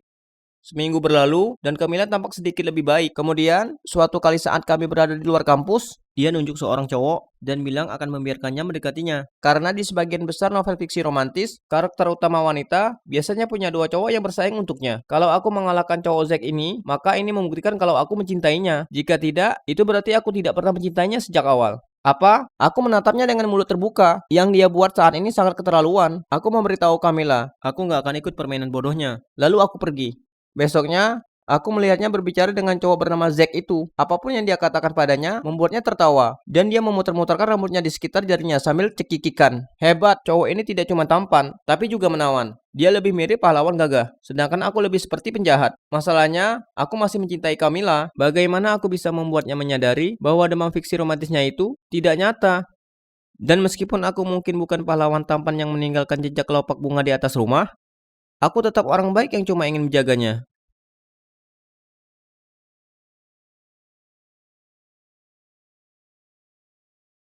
Hai, masih sama Harni lagi, seorang kutu buku pencinta komputer biasa. Aku kembali untuk menceritakan lanjutan ceritaku. Ini rangkuman singkatnya. Aku mencintai pacarku Camilla, tapi dia kecanduan cerita fiksi romantis. Kadang-kadang, dia kira dia seperti tinggal di salah satu novel ini, yang menyebabkan banyak situasi aneh. Kemudian, suatu hari dia bertindak keterlaluan saat dia bilang padaku kalau dia akan membiarkan cowok tampan bernama Zack ini mengejarnya. Rupanya, jika aku mencintainya, aku harus berjuang untuknya dan memenangkan hatinya. Seperti tokoh-tokoh dalam bukunya, aku mengabaikan Camilla selama seminggu penuh setelah itu. Lalu aku berjalan melewati lapangan basket dan melihatnya di sana. Dia menonton Zack bermain dan dia bersorak dan menyemangatinya saat dia mencetak skor. Jantungku berdetak kencang. Zack sangat tampan, sementara aku kutu buku kurus dengan rambut acak-acakan, pakaian kumal, dan perut buncit. Benar-benar kalah jauh dalam kompetisi ini. Merasa putus asa dan sangat merindukan Camilla, aku curhat pada saudara perempuanku Paula. Aku kira aku berharap dia memihakku. Sebaliknya, dia menyarankanku untuk mulai berdiri dan mengambil tindakan. Jika aku mau mengeluarkan Camilla dari dunia virtualnya, pertama-tama, aku harus masuk ke dunianya untuk mendapatkannya kembali. Paula memberitahuku kalau semua cewek menyukai fiksi romantis, dan Camilla mencintai mereka lebih dari kebanyakan cewek. Jadi, aku harus menemukan alasan kenapa dia sangat mencintai mereka dengan membacanya sendiri. Kemudian, aku bisa memahaminya dan membantunya. Oke, jadi kurasa rencana Paulo cukup masuk akal. Tapi serius, aku adalah seorang ahli komputer. Dan sekarang aku harus membaca buku-buku novel. Tetap saja, aku akan melakukan apapun untuk memenangkan kembali hati Camilla. Karena aku benar-benar mencintainya. Camilla telah meninggalkan beberapa buku di tanganku. Jadi aku mulai membacanya. Aku orang yang logis, jadi tidak butuh waktu lama bagiku untuk mengetahui format umum dari buku-buku ini. Jadi, aku memutuskan untuk belajar dari mereka, untuk mengalahkan Zack dan memenangkan kembali hati Camilla. Jadi aku membuat rencana. Pelajaran pertama dari buku-buku ini, selalu mencintai diri sendiri terlebih dahulu, dan cinta akan datang setelahnya. Oke, jadi mungkin aku lumayan berantakan. Aku kira aku tidak menyerupai cowok yang mencintai dirinya sendiri. Jadi, aku pergi ke tukang cukur, dan daripada memberikan instruksi ke mereka untuk melakukan potongan pendek rapi seperti biasa, kali ini aku meminta mereka memberikanku gaya yang lebih cocok dan trendy. Selanjutnya, aku meminta Paula untuk ikut belanja denganku. Lalu dia memilih beberapa jeans yang terlihat bagus dan beberapa kaos polo yang bagus. Sekarang, siapa bilang kutu buku tidak bisa bergaya? Akhirnya, aku menghadapi musuh bebuyutanku, olahraga. Aku tahu jika aku ingin memiliki tubuh yang tegap seperti Zack, maka aku harus bugar. Jadi, aku pergi ke gym dan juga mulai jogging. Selama beberapa minggu pertama, aku berkeringat, tetapi kemudian aku semakin membaik dan aku benar-benar menikmati berlari. Suatu kali aku sedang jogging di taman, aku melihat Camilla duduk di bangku membaca. Aku berlari ke depannya dan berkata, "Hei." Dia sangat kaget saat melihatku, sehingga dia menjatuhkan bukunya. Ketika aku memungkuk dan mengambil bukunya, aku sengaja berbalik sehingga dia bisa melihat pantatku yang semakin seksi. Aku terus berlari, lalu melirik ke belakang dan melihatnya curi-curi pandang ke arahku. Sepertinya aku berhasil. Sekarang untuk pelajaran kedua, yang aku pelajari dari membaca novel-novel fiksi, pahlawan wanita harus mencintai pria yang punya koneksi yang kuat dengannya. Jadi akhirnya setelah 3 minggu, tidak ada pesan atau telepon, aku mengirim SMS padanya. "Camilla, aku mau bilang kalau aku menerima tantanganmu, dan aku akan membuktikan cinta sejatiku untukmu." Keesokan harinya, aku menunggu di luar kelas Camilla, dan mengundangnya makan siang. Yang membuat aku jengkel, Zack muncul, dan mengundang dirinya sendiri juga. Di kantin, aku menarikkan kursi Camilla untuknya, dan memberitahunya kalau aku akan pergi, dan mengambilnya makanan untuknya. Dan aku akan membawanya. Zack menyela. "Gimana kalau kita berdua milih makanan?" Dan Camilla milih mana yang ingin dia makan. Aku membalas, "Tidak perlu dibahas lagi." Camilla terlihat sangat bersemangat. Dua pria berusaha membuatnya terkesan. Semua ini seperti mimpi baginya. Aku tahu Camilla sangat suka salad, jadi aku pesan porsi besar untuknya. Lalu aku juga memberinya pancake. Sementara Zack memilih ayam goreng yang membosankan untuknya, dan burger besar untuk dirinya sendiri. Camilla lihat kedua nampan makanan, lalu langsung memilih salad dariku. Sukses lagi. Zack yang malang terlihat sangat putus asa, bahkan aku merasa kasihan padanya. Ya, sedikit saja. Terakhir, pelajaran ketiga. Meskipun cowok ganteng sering mengucapkan kata-kata gombal, tapi bukan itu intinya. Yang benar-benar membuat sang pahlawan wanita bahagia adalah perasaan menjadi unik, satu-satunya di hati seseorang. Oke, jadi aku nggak tahu bagaimana mengatakan rayon gombal, tapi benar-benar peduli dengan Camilla. Dan anggap dia gadis yang unik dan spesial. Jadi aku cuma perlu membuktikan ini padanya, bukan? Aku menjalankan rencanaku. Aku muncul di luar pintu Camilla dengan berpakaian rapi dan memegang karangan bunga besar. Camilla muncul dan terlihat bingung saat dia mengambil bunga itu dariku. Aku bilang, aku akan membawanya ke bioskop, tapi dia cuma tersipu dan menjawab, "Maaf Ernie, aku akan bertemu Zack di sana karena aku sudah janji nonton sama dia." Aku merasa patah hati, tapi aku memaksakan tersenyum dan menjawab, "Oh, oke, tentu saja. Semoga kamu bersenang-senang. Aku akan pergi dengan temanku kalau gitu." Tapi aku pulang, ganti baju, lalu jogging. Ya, aku tahu apa yang terjadi padaku. Setelah itu, aku masih merasa frustasi, jadi aku membuka komputer sebentar. Tapi aku nggak bisa membayangkan Zack dan Camilla berbagi popcorn dan berpelukan. Aku mulai berpikir kalau aku ini buang-buang waktu, dan apapun yang aku lakukan, Camilla akan selalu memilih cowok seperti Zack daripada aku. Tiba-tiba, ponselku berdering. Itu Camilla. Dia menangis dan bertanya di mana aku berada. Dia ingin melihatku. Tanpa pikir panjang, aku bergegas ke tempatnya. Bahkan, sebelum aku sempat menanyakan apa yang terjadi, dia berlari ke pelukanku dan mulai menciumku. Oke, ini gila dan tak terduga, tapi bagus. Sangat-sangat bagus. Ku buatkan sandwich panggang keju, lalu kami berpelukan di sofa. Dia tanya ke aku, "Kamu bilang kamu pergi ke bioskop dengan temanmu. Jadi, kenapa kamu ada di sini bersamaku?" Aku memandangnya dan berkata, "Itulah yang aku katakan, tapi aku nggak mau ke sana bersama orang lain selain dirimu." Dia tergigit dan menciumku. Ini semua tampak begitu nyata, dan aku khawatir aku sudah membaca begitu banyak buku fiksi romantis, hingga sekarang aku terjebak di salah satunya. Kemudian dia bilang dia pergi ke bioskop, tapi melihat Zack tidak ada di sana. Jadi, dia sudah menunggu lama. Lalu dia kirim pesan padanya, bilang dia lagi di pesta dan lupa batalkan kencan mereka. Ini membuktikan kepadanya bahwa Zack sama sekali tidak peduli padanya. Dan dia sadar bahwa dia juga tidak menyukainya. Dia mencintaiku. Dan dia harus melihatku langsung. Sejak saat itu Camilla mengabaikan Zack. Dia meminta maaf kepadaku untuk semua yang telah dia lakukan. Dan bilang, kurus atau tidak, dia mencintaiku tanpa syarat. Dia juga janji untuk mencoba dan tetap membumi serta tidak terlalu berkhayal, dan harus lebih ingat untuk mengambil istirahat makan saat membaca dalam waktu lama. Aku tahu dia suka cerita fiksi, dan aku tidak akan pernah memintanya untuk berhenti membaca buku yang sangat dia sukai. Tapi aku memang memintanya untuk membatasi bacaannya. Dia sekarang cuma membaca 1 buku seminggu. Sekarang, hal-hal di antara kami jauh lebih baik dari sebelumnya. Dia kadang-kadang masih melamun, terutama setelah dia menyelesaikan buku terbarunya. Tapi kami sekarang sadar betapa kami saling mencintai, dan gak mau yang lain. Selain itu, setiap kali dia berada dalam kondisi buku pasca depresi, aku antisipasi dengan bersikap ekstra romantis terhadapnya, membelikannya bunga warna-warni, mengajak piknik romantis di taman, dan membuatkan dia sarapan di tempat tidur, lengkap dengan pancake berbentuk hati. Kami rencanakan 1 malam dalam sebulan untuk malam kencan fantasi, di mana kami berdua berpura-pura menjadi karakter dari novel romantis. Ini sebenarnya sangat menyenangkan, dan Camilla menyukainya. Aku mungkin seorang maniak komputer, dan Camilla maniak buku. Tapi itu tidak berarti kami tidak bisa bekerja sama dengan baik. Pangeran tampan tidak harus berpacu pada kuda jantan, dan memiliki rambut yang sempurna. Malah ternyata dia bisa menjadi cowok baik yang mencintai komputer.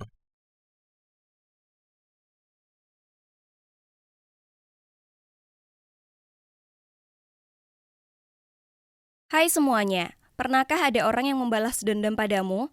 Tak menyenangkan bukan? Nah, ini adalah ceritaku tentang pembalasan dendam tapi dengan kejutan. Kalian tak akan percaya siapa ternyata orang iseng itu. Oh, biar ku perkenalkan diri. Aku Audrey dan aku 24 tahun. Mengatakan kalau kehidupanku tak bahagia masih kurang tepat. Pertama, ayahku mencampakkan ibuku untuk wanita lain. Dan tak lama kemudian, ibu meninggal karena penyakit serius. Pada dasarnya, seluruh hidupku hancur berantakan dalam hitungan bulan dan aku masih sangat muda pada saat itu. Sungguh berat tumbuh dewasa dan aku selalu berpikir kalau hidupku tak akan pernah bisa berubah lagi. Tapi di suatu hari yang baik, seseorang muncul dalam hidupku dan mengubah segalanya. Namanya Jim dan umurnya 7 tahun lebih tua dariku dan dia sungguh mengubah hidupku. Dia tinggal di kota lain, tapi dia sering datang ke kotaku untuk perjalanan bisnis. Dengan cepat kami saling jatuh cinta. Tapi kebahagiaan itu tak berlangsung lama. Suatu hari aku sedang bekerja di toko pakaian saat seorang gadis sekitar seumuranku masuk. Dia ingin kubantu memilih beberapa gaun, tapi dia cukup kasar padaku dan aku terus mendapatinya menatapku dengan tatapan jahat. Siapa dia? Dan kenapa dia memperlakukanku seperti itu? Akhirnya setelah sekitar 2 jam, dia memutuskan dan memilih dasi saja yang ingin dia beli untuk suaminya. Aku lega bisa menyingkirkannya, tapi terkejut saat melihat nama di kartu kreditnya. Jim Stewart, nama suaminya sama persis dengan nama pacarku. Sungguh suatu kebetulan. Dia pasti memergokiku menatap kartu itu karena dia tiba-tiba berkata, "Iya, Jim adalah suamiku. Sekarang kamu jauh-jauh darinya." Apa? Suaminya? Jimku? Sebelum aku sempat merespon, dia berbalik ke semua orang di toko dan berkata, "Cewek ini adalah cewek matre dan dia berusaha menghancurkan pernikahanku." Aku sangat terkejut. Ku coba jelaskan kalau itu tak benar, tapi dia tak mau mendengarku. Dia hanya bergegas keluar dan aku ditinggalkan berdiri di sana mendengar orang-orang berbisik tentangku. Itu adalah momen paling memalukan dalam hidupku. Aku langsung lari ke ruang karyawan dan menelpon Jim. Aku sangat berharap kalau itu suatu kesalahpahaman besar. Tapi aku tahu dari nada bicara Jim kalau itu kebenarannya. Dia bilang dia sudah bohong padaku dan bahwa sebenarnya dia tinggal di kota yang sama. Dia hanya mengarang perihal perjalanan bisnis sehingga dia tak harus sering bertemu denganku. Tapi kemudian dia berkata, "Audrey, jujur aku mencintaimu. Dan aku serius tentang hubungan kita." Tunggu dulu, apa ini sungguhan? Ini konyol, aku sangat jijik padanya. Bagaimana bisa dia mempermalukanku seperti itu? Ku tutup teleponnya dan merasa sedih. Itu mengingatkan lagi kenangan mengerikan tentang wanita yang mencuri ayahku dari ibuku. Aku tak mau menjadi wanita itu. Keesokan harinya aku pindah keluar dari rumah yang disewa Jim untukku. Aku tak mau berhubungan dengan pecundang itu lagi. Tapi hidup bekerja dengan cara yang misterius. Hari di mana aku pindah ke rumah baruku, kulihat istri Jim dan kalian tak akan mempercayainya. Sepertinya dia juga baru saja pindah ke sebelah rumah. Apa ini semacam lelucon? Segera setelah dia melihatku, dia nyengir dan berkata, "Wah, kebetulan sekali. Hai tetangga, aku Linda." Melihatnya membongkar barang-barangnya sendiri, tak bisa tidak aku bertanya-tanya di mana Jim berada. Tapi kemudian kupikir mungkin Linda sudah mengakhiri hubungan dengannya dan pindah ke sini sendiri. Bagaimanapun, kuharap demikian. Aku benci kalau Jim jadi tetanggaku. Jadi itulah saat kehidupan baruku dimulai dan hidupku jadi gila sejak itu. Sejak minggu pertama hidup di sana, Linda mulai mengerjaiku. Semua bermula dari dia membuang sampah ke halamanku. Aku bahkan memergoki dia melakukannya, dan dia hanya nyengir dan berkata, "Ups, tanganku terselip." Kemudian dia berlalu pergi sambil tertawa. Itu membuatku emosi. Dan itu hanyalah permulaan. Di suatu akhir pekan seorang kurir muncul di teras rumahku dengan 10 pizza ekstra besar. Ku coba jelaskan kalau aku tak memesannya, dan itulah saat Linda muncul di pintu dan berkata, "Oh, terima kasih sudah memesan makan malamku, Audrey. Aku kelaparan." Kemudian dia mengambil 5 pizza itu dan lari ke rumahnya, meninggalkanku di sana dengan tagihan $100. Ya ampun, itu sangat menjengkelkan. Dan aku tak punya pilihan lain kecuali membayarnya. Linda itu kelewat batas, sungguh. Meskipun kejahilannya membuatku kesal, aku juga merasa kasihan padanya. Aku tahu rasanya bagaimana orang yang kamu cintai dicuri darimu. Dia pasti sangat membenciku karena hancurkan pernikahannya, meskipun itu bukanlah salahku. Kuputuskan untuk menerima saja kejahilannya. Dia akan mengakhirinya pada akhirnya, dan kejahilan itu tak membahayakanku, ya kan? Nah, suatu malam ku dengar bel di pintu. Aku tak sedang menunggu siapapun dan terkejut melihat ada pemuda berdiri di sana membawa poster bertuliskan, "Aku setuju jadi pacarmu. Keluarlah denganku." Aku benar-benar bingung dan memberitahunya kalau dia salah rumah, tapi kemudian dia tunjukkan padaku alamat di baliknya. Itu alamatku. Apa-apaan ini? Ku bilang padanya aku tak tertarik, tapi dia berusaha meraih tanganku dan berkata, "Ayolah, jangan malu-malu." Ku bilang padanya jika dia tidak tinggalkan aku sendiri, aku akan menelpon polisi. Untungnya dia melarikan diri. Tak perlu ditanya, aku tahu pasti kalau itu lelucon Linda, tapi kali ini dia bertindak terlalu jauh. Kuputuskan untuk pergi dan bicara dengannya, sekali dan untuk selamanya. Saat aku berjalan ke rumahnya, kulihat seseorang yang tak asing di seberang jalan. Aku tak percaya, itu adalah ayahku. Bertahun-tahun telah berlalu dan beliau sudah benar-benar berubah, tapi tak diragukan lagi itu adalah ayah. Tiba-tiba aku berseru, "Ayah?" Tapi aku tak tahu kemudian harus berbuat apa. Aku memikirkan langkah selanjutnya saat kurasakan ada seseorang di belakangku. Aku berbalik dan melihat Linda. Dia hanya nyengir padaku dan berjalan pergi. Apa sih masalahnya? Apa dia barusan mendengar apa yang kukatakan? Aku sangat terkejut melihat ayahku. Aku berlari kembali ke rumahku. Aku membencinya atas apa yang diperbuatnya pada ibuku. Tapi dia tetap ayahku. Dan aku ingin tahu apa dia baik-baik saja dan apa yang dilakukannya di sini. Aku hampir tidak tidur malam itu karena aku tak bisa berhenti memikirkan ayah. Keesokan paginya, aku duduk di dekat jendela kemudian beliau muncul lagi. Kali ini ayah bersama Linda dan Linda sedang menggandeng lengannya. Apa yang dia lakukan dengan ayahku? Kenapa mereka begitu dekat? Kemudian di hari itu, kulihat ayah lagi dan kali ini dia dan Linda berpelukan. Ya Tuhan, apa mereka pacaran? Mungkin Linda sudah mendengarku memanggilnya ayah dan sekarang dia menggodanya untuk sungguh-sungguh membalas dendam padaku. Ini keterlaluan. Membayangkan Linda jadi ibu tiriku membuatku mau muntah. Aku menunggu dan menunggu, tapi beliau berada di dalam rumahnya dan tak ada tanda-tanda akan pergi. Akhirnya ayah pergi dan segera saat beliau berada di dalam mobil, aku lari ke rumah Linda. Aku gemetaran saat ku ketuk pintu, dan saat Linda membukanya, aku mengatakan, "Kamu sungguh keterlaluan. Bisakah kamu berhenti membalas dendam?" Linda terlihat kebingungan dan berkata, "Kamu ini ngomongin apa sih?" Linda sepertinya masih belum mengerti, dan aku hendak menjelaskan saat ku dengar langkah kaki. Aku berpaling dan ayahku ada di sana. Dia berkata, "Ada apa, Linda? Kenapa kamu bertengkar dengan orang asing ini?" "Hah? Orang asing? Apa dia tak mengenaliku?" Kemudian Linda menyela dan berkata, "Tak apa, ayah. Kami hanya salah paham saja di sini." "Apa? Ayah? Apa dia benar ayahmu? Sungguh?" Aku terbata-bata. "Ya, kenapa? Apa masalahnya?" Dia berkata, "Linda, kau tak perlu bohong padaku. Aku tahu kau mengencani ayahku untuk balas dendam padaku." Aku melanjutkan, "Wah, tunggu dulu. Apa maksudmu ayahmu?"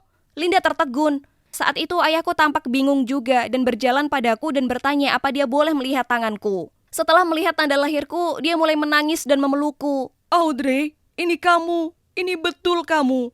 Aku tak tahu bagaimana merespon, jadi aku hanya biarkannya memelukku. Sudah lama sekali sejak ada orang yang memelukku seperti ini. Sejak ibuku meninggal, aku berusaha kuat dan tetap tegar, tapi tiba-tiba aku tak bisa menahannya lagi. Aku menangis dalam pelukannya. Kami berdiri seperti itu lama sekali dan akhirnya ayah membawaku masuk ke rumah Linda dan bercerita padaku.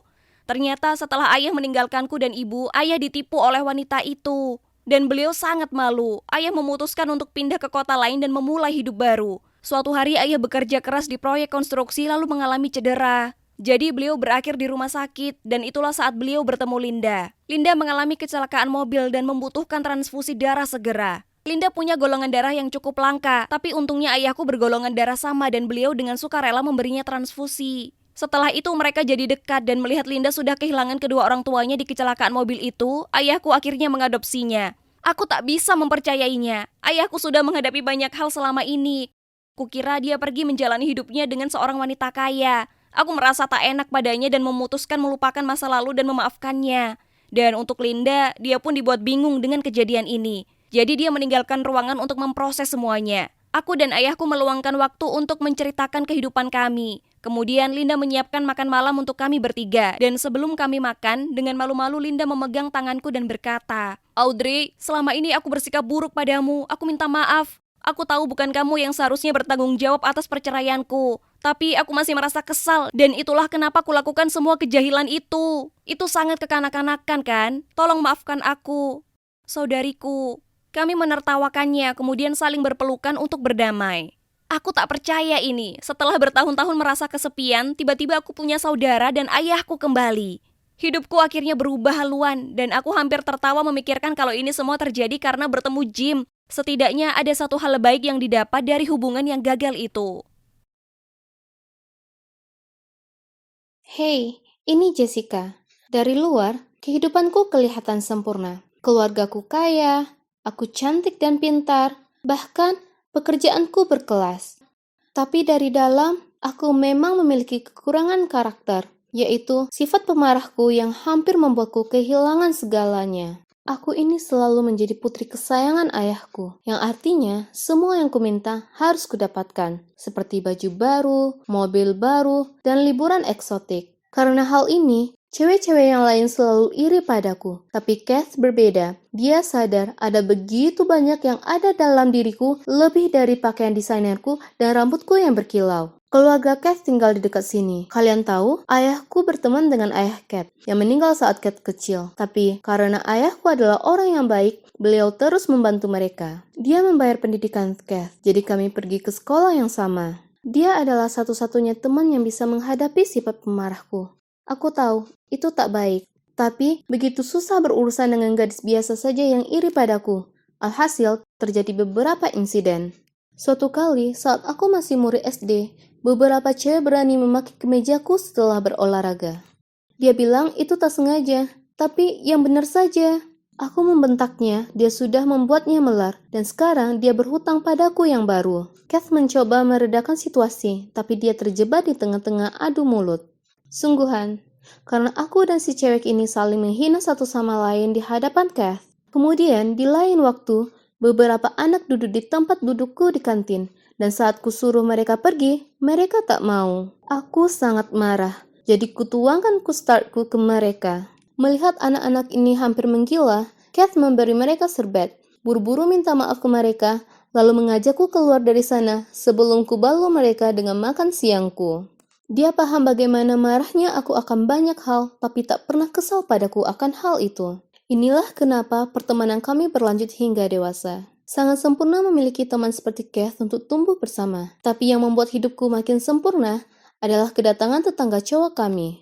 Ya, ada keluarga yang baru saja pindah masuk. Dan ibuku memberitahuku kalau cowok seumuranku itu akan berkeliling menyapa orang-orang. Aku lari keluar untuk mencari tahu dan menemukan Kath sedang berdiri di teras depan rumahnya dan berbicara dengan cowok yang sangat tampan. Kukibaskan rambutku dan menghampiri mereka. "Hai Kath," aku tersenyum padanya. Kemudian aku menoleh ke arahnya dan berkata, "Hai, pasti kita belum pernah bertemu sebelumnya. Karena tak mungkin aku bisa lupa padamu." Dia tersenyum balik dan memperkenalkan dirinya sebagai Andrew, dan dia bilang dia tinggal di blok itu. Aku duduk di sofa di rumah Kath dan melakukan riset tentang Andrew dan menemukan bahwa dia adalah influencer yang cukup terkenal. Ayahnya kabur dengan wanita lain dan membina keluarga baru. Jadi Andrew tinggal bersama ibu dan neneknya. Dan yang terbaik dari semua itu, dia masih lajang. Aku menarik lengan Kath dan memaksanya membantuku mendapatkan Andrew jadi cowokku. Dia terlihat sedikit canggung awalnya, tapi dengan enggan, dia setuju untuk membantu. Pujuk Kath untuk berpura-pura kehilangan ponselnya.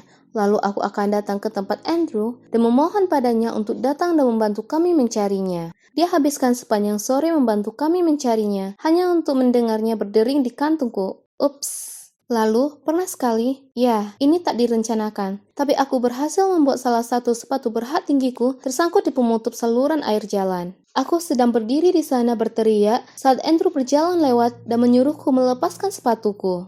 Aku menolak. Apa dia tak tahu betapa mahalnya sepatu ini? Dia hanya tertawa dan menyuruhku bersandar padanya, sementara dengan hati-hati dia membebaskan sepatuku. Hati siapa yang tak meleleh karena cowok berhati lembut ini? Setelah itu, kami mulai lebih sering bicara dan kemudian ngobrol setiap hari.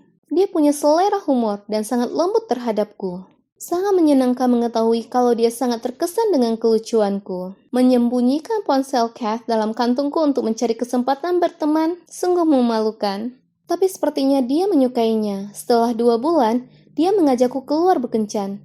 Dan segera kami resmi jadi pasangan. Aku senang sekali berada dekat keluarganya, karena ibu dan neneknya sangat baik dan ramah. Lalu ayahku berkata, ayah perlu aku pergi melakukan perjalanan bisnis selama 3 bulan di San Diego. Aku tak mau meninggalkan Andrew begitu lama, tapi tak ada yang bisa kuperbuat soal itu.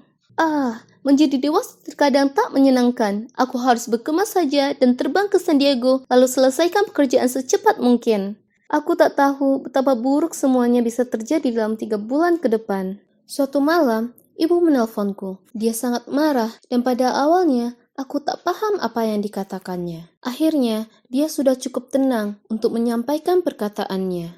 Jess, kutemukan tes DNA yang disembunyikan di salah satu lemari arsip ayahmu. Kath adalah putri kandungnya. Selama ini ayahmu membohongi kita.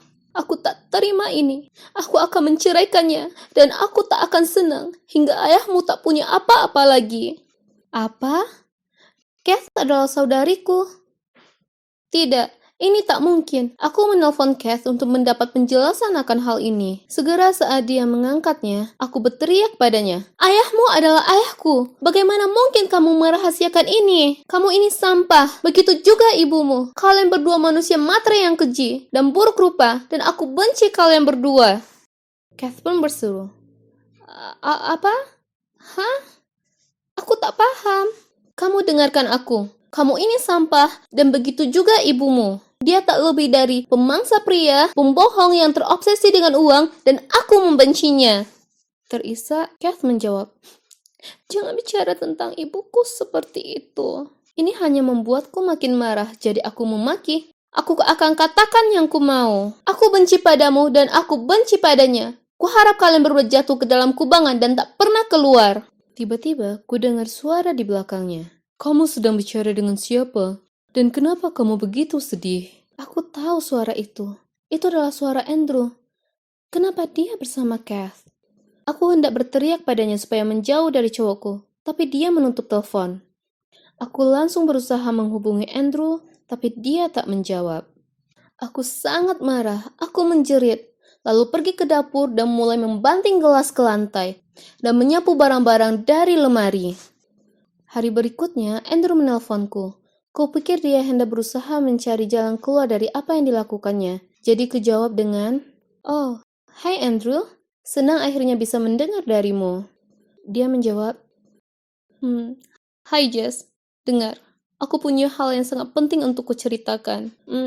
Ini soal nenekku. Dia berada di rumah sakit dan aku tak mampu membayar tagihan medisnya. Aku benci menanyakan ini tapi, tolong, apa bisa aku meminjam uang?" Marah, aku membentaknya. Kamu pikir kamu siapa? Kamu bermain kotor di belakangku.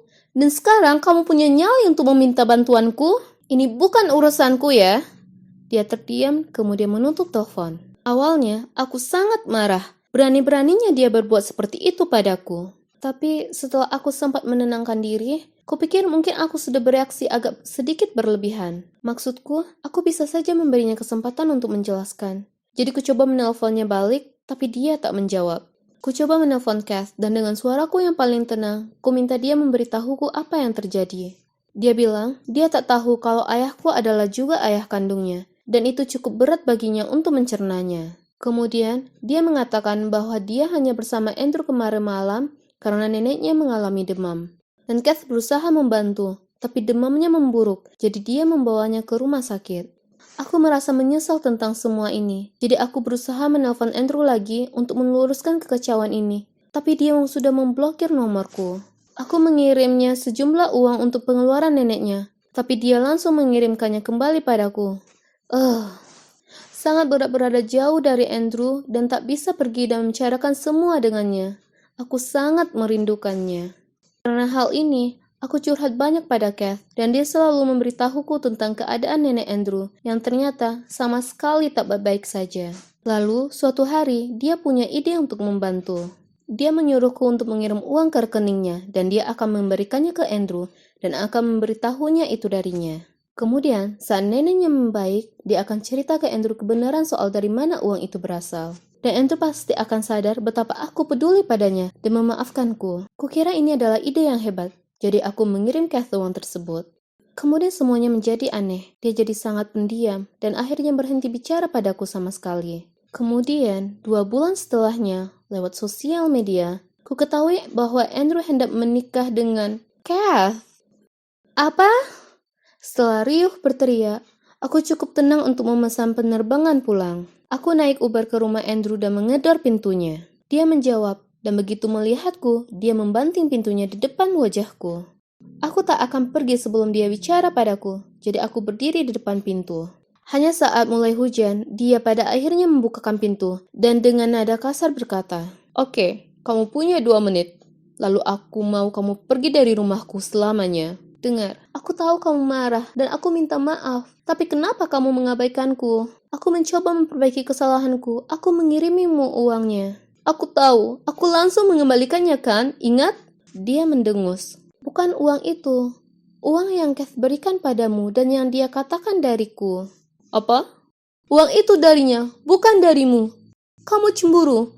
Kamu tahu aku akan menikahinya dan kamu di sini untuk merusak kehidupan kami. Tidak, aku tak begitu. Kumohon, itu aku.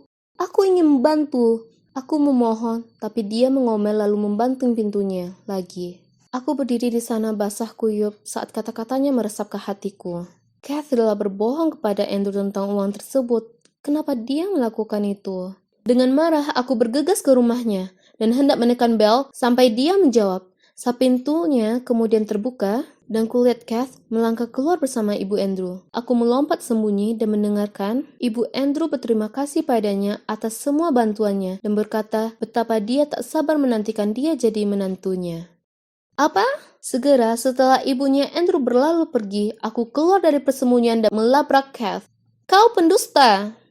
Kath terkejut melihatku, tapi kemudian dia hanya mengangkat bahunya dan berkata, terserah, kemudian berjalan menuju pintu rumahnya. Dia jadi cowokku sekarang, bukan milikmu. Dia menambahkan sambil melihat ke belakang ke arahku. Kamu pengkhianat! Ku berteriak padanya saat aku menerjang ke arahnya. Kami terlibat perkelahian dan banyak sekali jambakan rambut. Akhirnya, Kath berhasil sampai ke pintu rumahnya dan mengunciku di luar. Dia nyengir padaku lewat jendela, jadi aku berteriak padanya, Kath, kau tunggu saja. Kau tak akan bisa lolos dengan hal ini. Beberapa hari berlalu dan hari pernikahan mereka tiba. Acaranya di resort golf yang sangat megah. Ku coba masuk lewat pintu masuk depan, tapi 2 penjaga menghadangku. Kath pasti sudah memperingatkan mereka sebelumnya soal aku. Jadi, aku harus temukan cara lain, yang termasuk memanjat melalui celah kecil di pagar tanaman. Baju ketat bukan pilihan terbaik, dan ada ranting di rambutku, dan noda bekas rumput di sekujur tubuhku. Tetap saja, terengah-engah aku muncul di altar, dan melambaikan bukti laporan bank dan pesan di antara aku dan Kath di depan muka Andrew, dan berteriak, lihat, ini adalah semua bukti yang kau perlukan untuk menunjukkan bahwa aku mengirim uang itu pada Kath untuk membantu nenekmu, dan dia adalah seorang pembohong kotor. Andrew melihatku kaget, tapi dia mengambil bukti itu dariku. Tidak, dia mengarangnya. Mata Kath membesar dalam kewaspadaan saat dia berusaha merebut bukti itu dari tangan Andrew. Melihat reaksinya, Andrew menarik kertas itu menjauh darinya dan melihatnya dengan seksama. Wajahnya berubah saat menemukan kebenaran. Bagaimana bisa kau berbohong padaku tentang hal ini? Andrew menatapnya. Kau bilang padaku bahwa Jess memutus komunikasi denganmu. Mata Kath yang berkaca-kaca melotot padaku dan berkata, kamu mendapatkan segalanya. Pakaian bagus, gaya hidup mewah, tapi kau bertingkah seperti anak manja. Aku muak bersembunyi dalam bayang-bayangmu dan membelamu atas semua kemarahanmu yang kekanak-kanakan. Aku suka Andrew sejak awal, tapi tidak. Kau harus mendapatkannya. Sambil mengertakkan gigi, Andrew memberitahunya. Ini sudah berakhir, Kath. Aku tak pernah mau melihatmu lagi. Setelahnya, dia bergegas menyusuri altar dalam balutan gaun putih dan isak tangis. Ya ampun, cara yang heboh untuk keluar. Itu kejadian 3 bulan yang lalu, dan banyak hal sudah berubah sejak itu. Ayahku akhirnya berhasil membujuk ibuku agar memaafkannya. Meskipun dia harus membelikannya mobil baru dan membawanya liburan ke pulau sebulan lamanya. Dan juga, ibu bersikeras tak akan pernah mau melihat Kath dan ibunya lagi. Jadi ayah mengatur supaya mereka pindah ke kota lain. Ini cocok denganku, karena aku juga tak akan mau melihat Kath lagi. Aku tahu, aku ini pemarah, dan aku kadang bereaksi berlebihan. Tapi jujur, aku sungguh percaya Kath itu temanku. Membuatku sakit mengetahui kalau dia ternyata tak peduli padaku sama sekali. Dia hanya menginginkan kehidupanku. Dan untuk Andrew dan aku, kini kami kembali bersama. Dan tak mungkin aku membiarkan sifat pemarahku ini membuatku kehilangan dirinya lagi. Semua ini bisa kuhindari kalau saja tak kubiarkan amarahku membutakanku. Seharusnya percaya pada Andrew dari awal dan mendengarkannya. Jadi sekarang, jika kurasa amarahku sedang mengambil alih pikiranku, aku akan pergi dan menemani di halaman dulu untuk menenangkan diri. Aku mungkin kelihatan seperti orang gila, tapi itu manjur. Nina, kenapa kamu hanya sepupuku dan bukan ibuku? Claudia mencuri pandang padaku dengan mata curiga. Aku tahu dari mana asal ini, karena topik pekan itu di TK adalah keluarga. Kata-kata Claudia yang polos membuatku resah dengan rasa bersalah. Apa aku ini orang yang jahat? Aku terus bertanya-tanya pada diriku setiap hari selama 4 tahun. Ya, gadis kecil di sampingku ini bukanlah putriku. Kuculik dia dari ayah kandungnya, dan kubesarkan dia sendiri sejak itu. Semua berawal dengan Paman Oliver, yang mana seorang pebisnis sukses dan orang yang sangat penyayang. Aku hanya berhutang budi padanya dan nenekku, karena mereka yang membesarkan aku setelah orang tuaku meninggal dalam kecelakaan mobil saat aku masih kecil. Pamanku sudah menjalankan peran dengan baik dalam mengisi kekosongan figur ayah dalam hidupku. Tapi beliau juga ingin anak biologisnya sendiri, yang mana jadi masalah rumit bagi pria aseksual sepertinya. Suatu malam, aku baru saja datang dari jalan-jalan dengan teman-temanku saat kulihat beliau duduk di meja dapur, tangannya terapit kedua tangan. Aku bertanya, "Paman, ada apa?" Paman mendongak menatapku dengan mata merah yang bengkak, menghela nafas, lalu berkata, "Nina, sebenarnya ini hal sepele. Hanya saja ulang tahunku bulan depan, dan aku tak punya satu hal yang paling kuinginkan di dunia ini." Aku menariknya ke dalam pelukan dan menenangkannya. Aku tahu beliau masih merindukan kehadiran seorang anak dan aku ingin membantunya. Jadi, bersama-sama, kami mencari tahu prosedur ibu pengganti. Pamanku sangat bersemangat, dan beliau lengkapi semua berkas untuk membeli sel telur donor. Sekarang yang paman butuhkan adalah seorang ibu pengganti. Jadi beliau pergi ke agensi ibu pengganti setempat dan mereka menunjukkan padanya 5 profil ibu pengganti yang potensial. Aku bersumpah, paman pasti sudah membaca ulang masing-masing sebanyak 100 kali. Tapi, pada akhirnya beliau memilih satu, seorang wanita bernama Katie. Di atas kertas, Katie kedengarannya sempurna. Dia berusia 31 tahun dan telah mempunyai anak laki-laki sehat bernama Robbie. Kontrak sudah dibuat. Semua perawatan medis Katie akan dibayar, dan dia juga menerima sejumlah uang yang cukup besar. Kemudian, saat bayinya berusia seminggu, pamanku akan membesarkannya sendiri. Ini semua terdengar sempurna. Ya, akan tetapi semuanya berubah jadi sangat kacau. Setelah Katie hamil, Paman Oliver ingin berada di dekatnya supaya dia bisa menjalin ikatan dengan bayinya. Suatu kali aku jalan masuk ke ruang tamu mendengar musik klasik dimainkan, dan pamanku menempelkan kepalanya ke perut Katie untuk mencari tahu apakah bayinya bisa mendengar musik itu. Segera siap pulang ke rumah mendapati Katie di sana jadi hal biasa bagiku. Awalnya aku tak keberatan karena dia selalu bersikap baik padaku, dan kami bahkan ngobrol ringan dari waktu ke waktu. Tapi kemudian suatu pagi saat aku menuruni tangga hendak pergi kerja, kulihat dia berdiri di halaman membantu nenekku menyiram bunga. Aku hendak menghampiri untuk menyapa mereka saat ku dengar dia berkata, "Oliver adalah pria yang sangat baik, tapi dia sangat sibuk. Aku khawatir dia akan kewalahan antara bayi yang baru lahir dan pekerjaan." Kemudian nenek berkata, "Jangan khawatir sayang, karena dia aku dan Nina yang akan membantu." Tapi Nina sangat muda, dan dia punya kehidupannya sendiri. Dia selalu keluar berpesta atau bersama cowok. Dan Anda tidak bisa diharapkan untuk merawat seorang bayi. Tidak untuk seusia Anda. Aku cuma tak mau ada orang asing yang merawat bayiku. Tidak saat aku bisa membantu. Apa? Perilakunya yang manis bagai gula hanyalah akting, bukan begitu? Beraninya dia berusaha memanipulasi nenekku tersayang. Beberapa hari kemudian, aku turun ke bawah untuk makan malam dan melihat Katie duduk di sana. Dia tersenyum padaku dan bertanya bagaimana hariku. Aku tak tertipu dengan sikap baiknya yang berlebihan, tapi aku tetap menerimanya. Pada suatu ketika dia tiba-tiba mengambil ponselnya. Kemudian senyumnya berubah menjadi muram. Oh, tidak. Robbie terkena demam. Sebaiknya aku ke sana. Dia segera menarik mundur kursinya dan berdiri. Kalian tahu soal ini? Hanya cinta ibu yang bisa membuat si kecil merasa lebih baik. Kemudian dia pergi. Kata-kata Katie yang beracun pastinya telah merasuki nenek. Karena nenek terlihat cemas akan Robbie dan memberi senyuman lembut seiring pandangannya mengikuti langkah Katie. Dan itu baru permulaan. Permainan Katie terus berlanjut karena beberapa hari kemudian dia muncul di depan pintu dengan isak tangis. Kemudian dia bercerita tentang sewa tempat ulang tahun Robbie yang dibatalkan dan mereka menolak memberikan uang ganti rugi.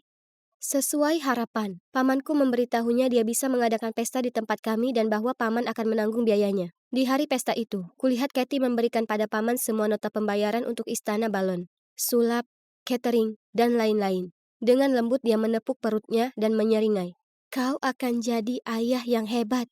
Kau tahu, kita selalu bisa punya anak lagi setelah ini. Gratis tentu saja. Kemudian setelahnya, kulihat dia membisikkan sesuatu ke Robbie. Kemudian menit berikutnya, Robbie lari ke pamanku, memeluk kakinya dan berkata, "Terima kasih untuk pestanya, ayah." Kemudian Katie bergegas mendatanginya mengacak-ngacak rambutnya dan berkata, "Oh sayang, dia bukan ayahmu. Tapi pasti akan menyenangkan bukan jika semua tinggal di sini dengan bayi ini?" Cukup sudah. Jadi malam itu aku menemui paman dan nenekku membahas soal itu. Aku punya perasaan tak enak soal Katie. Kurasa dia berusaha melanggar kontrak. Pamanku menghela nafas kemudian berkata, "Aku tahu." Kemudian nenek menambahkan, "Tapi Katie benar. Oliver tidak bisa menjalani ini sendirian. Kau terlalu muda dan aku terlalu tua. Jadi masuk akal jika Katie tinggal dan membantu. Lebih baik daripada menyuruh orang asing di sini, ya kan? Aku bisa membantu." Aku meninggikan suaraku. Lebih baik aku daripada dia. Aku tak percaya padanya. Nenek menggelengkan kepalanya. Tapi dia ibunya. Dia yang mengandung bayi itu. Ikatan mereka tidak bisa dipungkiri. Aku tahu rasanya kehilangan orang yang aku cintai. Katie akan membuat bayi itu sedih. Aku yakin itu. Dia akan mementingkan dirinya sendiri. Wajahku memerah saat aku meninggikan suara. Pamanku tetap diam. Kemudian ia hanya menghela nafas dan berjalan keluar. Aku berlari mengejar dan menariknya. Paman membuat pilihan sejak awal. Kenapa mengubahnya sekarang?" Dia menjawab dengan pandangan terpaku ke lantai. "Nenekmu ada benarnya." "Apa?" Suaraku memekik. "Berhentilah membiarkan Katie si penyihir itu memanipulasimu." Paman menggelengkan kepalanya lalu berjalan pergi. "Ya Tuhanku, mereka dikontrol seperti boneka. Ini harus dihentikan." Jadi kuputuskan menemui Katie soal ini. Kesempatanku datang esok harinya. Dia membantu masak makan malam jadi aku berkata padanya, "Aku tahu apa yang kau rencanakan. Kau hanya ingin kehidupan yang mudah tanpa khawatir soal uang. Itulah kenapa kau memanipulasi mereka. Tapi kau tak bisa membohongiku." Dia berhenti mencacah wortel, lalu memandangku. "Apa benar begitu?" "Masalahnya Nina, aku selalu dapatkan apa yang aku mau." Dia menyeringai jahat, lalu menghujamkan pisau ke wortel itu dengan ganas sampai aku tersentak. Sudah dipastikan, Katie memang gila. Tapi aku tak punya bukti apapun. Jadi pada dasarnya sama sekali tidak ada yang bisa kulakukan soal itu. Seperti yang sudah ditebak, kegilaan itu terus berlanjut saat keesokan harinya. Aku ke kamar nenek dan melihatnya tampak bingung saat mencari-cari di laci samping tempat tidurnya. "Ah, lagi. Tidak bisa temukan pilku. Dan pil itu terus muncul di tempat-tempat aneh." Nenek terlihat sangat cemas bahwa ia kehilangan akal sehatnya. Kemudian saat kami semua makan malam, Katie menuju kulkas dan kejutan. Coba tebak apa yang dia temukan di sana. Ya, pil milik nenek. Jelas Katie sudah meletakkannya di sana. Kemudian dia berjalan menuju nenek, mengusap bahunya, dan dengan cemas berkata, "Seharusnya saya lebih memperhatikan Anda. Sebaiknya kita memeriksakan Anda ke dokter segera. Umur bisa begitu kejam terhadap pikiran, dan Anda tak mau jadi pelupa berada di dekat bayi." Setelah itu, nenek seperti betul-betul teryakinkan kalau ia terlalu tua untuk merawat seorang bayi. Bahkan setelah dokter mengatakan dia baik-baik saja. Terlebih lagi, nenek bersikeras kalau Katie harus pindah ke rumah untuk membantu. Dasar ular si Katie. Sebulan kemudian bayi itu lahir. seorang anak perempuan. Pamanku menamainya Claudia, seperti ibuku. Kami semua menangis haru dan menyambutnya ke dalam keluarga kami. Harapan Katie tercapai, dan baik dia maupun Robbie pindah ke rumah kami. Suatu pagi aku turun ke bawah melihat Katie menggendong bayi itu. Di depannya adalah kontrak yang sudah dirobek. Ku bilang padanya untuk pergi. Dia tersenyum sinis dan berkata, "Kau memang gadis pintar, Nina, tapi kau bukan tandinganku. Aku tak akan kemana-mana. Ini adalah rumahku sekarang, jadi biasakanlah." Aku tahu tak ada gunanya memberitahu paman dan nenek soal ini. Aku tak bisa biarkan wanita ini menghancurkan keluargaku. Dia itu berbahaya. Dia bisa saja menyakiti siapapun pada akhirnya. Dia tak akan berhenti sampai dia dapatkan apa yang dia mau. Aku tak mungkin membiarkannya. Jadi, saat Katie sedang di kamar mandi, aku mengangkat Claudia. Dan sebelum dapat kucegah diriku sendiri, aku kabur dari rumah dan keluar dari kehidupan mereka. Aku pindah ke kota baru dan mendapatkan pekerjaan baru. Sebenarnya hanya untuk sementara, tapi kurasa aku terlalu egois dan takut untuk kembali. Aku selalu jujur pada Claudia tentang satu hal, bahwa aku adalah sepupunya, bukan ibunya. Jadi, saat Claudia mengucapkan kata-kata itu, "Nina, kenapa kau hanya sepupuku dan bukan ibuku?" Aku merasa sangat bersalah. Dia kehilangan hubungan dengan ayahnya karena aku. Ya, aku ingin keluargaku keluar dari jebakan Katie. Tapi apa yang kulakukan tak adil untuk pamanku. Sekarang aku tahu itu. Aku tak berhak mengambil putrinya jauh darinya selama 4 tahun. Aku merasa tak enak, membayangkan penderitaan yang sudah pasti aku timbulkan kepadanya juga nenek. Rasa bersalah itu menggerogotiku, dan aku tahu aku tak bisa menanggungnya lagi. Jadi aku menelpon seorang teman keluarga lamaku, dan memintanya mendatangi pamanku. Kemudian di hari itu temanku kembali padaku dengan sebuah pesan dari paman. "Katie sudah pergi, dan dia tidak akan kembali lagi. Kau benar tentangnya.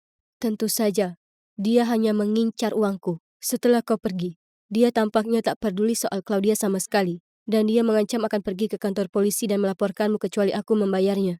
Tolong, kembali saja padaku dan nenek. Kami memang tak senang dengan apa yang kau perbuat, tapi kami tahu kau punya niat yang baik. Kami menyayangimu dan cuma ingin gadis-gadis kami kembali." Air mata mengalir membasahi wajahku. Mereka telah berbesar hati memaafkanku.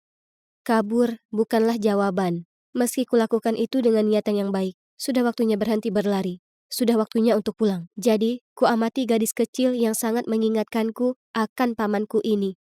"Claudia," aku meraih tangannya. "Apa kau siap untuk pulang ke ayah?"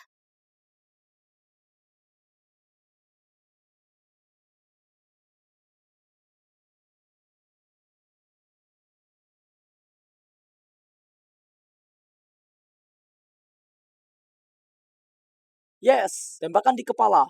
Sana nangis ke ibumu. Hahaha. Kalian mungkin bertanya-tanya siapa gamer pro ini. Ya, itu aku. Ya, ini jam 3 dini hari. Dan aku sudah main 9 jam tanpa henti. Tapi waktu memang berlalu cepat saat aku main game. Ngomong-ngomong, aku Cooper. Dan aku tinggal dengan istriku Amelia dan bayi perempuanku Ara. Aku ingin menamainya Zelda. Tapi istriku bilang, tak boleh.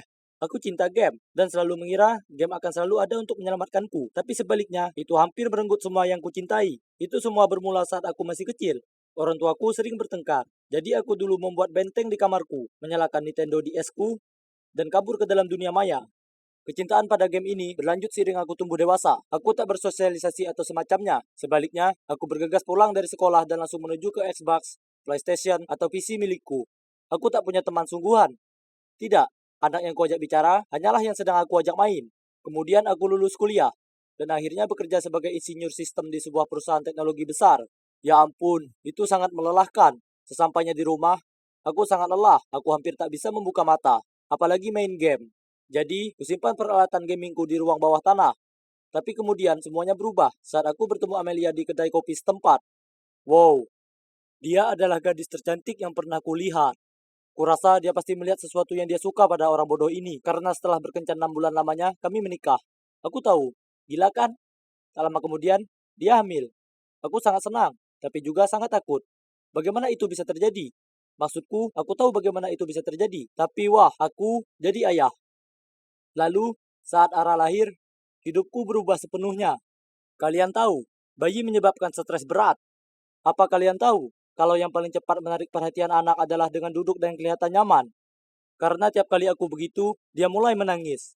Pekerjaan menyebalkan, dan begitu juga kehidupan rumah tanggaku. Tak ada jalan keluar. Rasanya aku akan seperti meledak.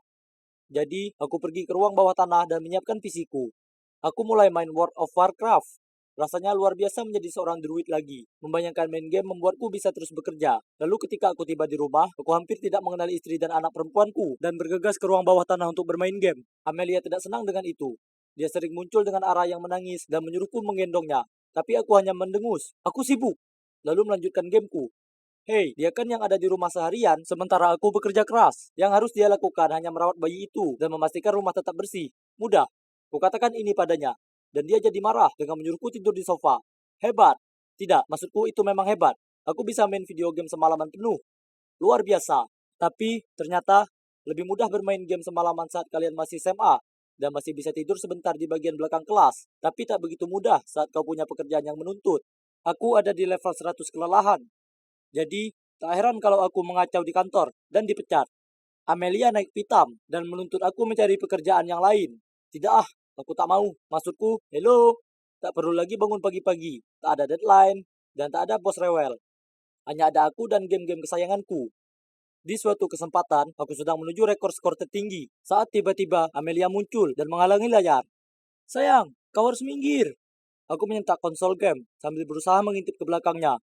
Tidak, dia berteriak padaku. Apa yang terjadi padamu, Cooper? Kau kelihatan seperti Gandalf. Hanya saja versi tunawisma. Kau belum mandi dan bercukur selama berminggu-minggu. Kau membunuhku di sini. Sekarang aku mati. Terima kasih banyak. Aku memukulkan kepala tanganku ke meja. Sudah cukup. Keluar. Dia menarik lenganku. Aku tak tahan lagi. Keluar. Dia benar-benar mendepakku keluar dari rumahku sendiri. Wanita gila itu. Aku tak punya teman. Jadi akhirnya aku ke rumah orang tuaku. Ini sangat memalukan. Kukatakan ke mereka kalau itu cuma karena Amelia mengalami perubahan hormon, tetapi mereka bilang kalau Amelia sudah cerita semua obsesi bermain gameku, dan itu harus dihentikan. Mereka mendaftarkan aku jadi kelinci percobaan untuk program pengobatan eksperimental di Hawaii. Hei, sepertinya liburan ke pantai tidak terdengar terlalu buruk, bukan? Tapi tidak. Pulau itu sungguh berada di antah berantah. Mana hotelnya? Yang kulihat hanya gubuk-gubuk kecil beratap jerami. Apa? Mereka tidak mungkin berharap aku tinggal di sini. Seorang instruktur bernama Carl mengumpulkan kami di pantai dan menjelaskan peraturan. Kami akan berkemah di sini selama sebulan penuh, tanpa perangkat digital. Kami juga harus mengikuti diet dan rencana olahraga yang ketat. Apa kau bercanda? Aku merasa seolah tersedot ke dalam sebuah permainan bertahan hidup dan tombol keluarnya rusak. Yang lainnya mulai membangun tenda mereka bersebelahan. Bersosialisasi bukanlah keahlianku. Jadi aku membangun tenda jauh dari mereka di dekat laut. Aku lapar karena bekerja dan perutku keroncongan. Jadi aku bertanya pada Carl kapan makan malamnya siap. Dia bilang padaku tugasku menyalakan api. Kemudian dia memberiku catatan instruksi. 1. Kumpulkan kayu kering. 2. Buat konstruksi api. 3. Nyalakan api dengan metode bor tangan. Oke, kedengarannya mudah. Sial, aku sudah memutarnya selama 20 menit. Di mana apinya? Aku hampir menyerah saat tiba-tiba aku lihat sesuatu yang menyala. Ya Tuhan, itu berhasil. Tapi kemudian aku merasa mau bersin dan tak bisa menahannya. Oh tidak, baranya padam. Pada akhirnya ada seorang pria menyuruhku menyingkir, lalu menyalakan apinya dalam beberapa menit. Dasar pamer. Aku menjilat bibirku dengan gembira saat kulihat Cole membawa beberapa makanan. Tapi sayangnya, dia memberiku sepiring sayuran. Apa? Aku berteriak. Mana ayamnya? Cole menunjuk sesuatu berwarna putih di piringku. Ini dada ayam. Tidak, itu bukan ayam. Mana sayapnya dan remah-remahannya? Dia memutar matanya.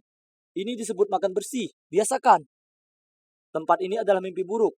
Tapi tidur malam yang nyenyak akan membuatku merasa lebih baik. Ya kan? Salah.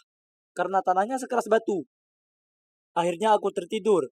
Dan terbangun dengan kaki basah. Oh tidak, tendaku banjir. Pantas tak ada satupun yang memilih camping dekat laut. Rutinitas di pulau sangat buruk.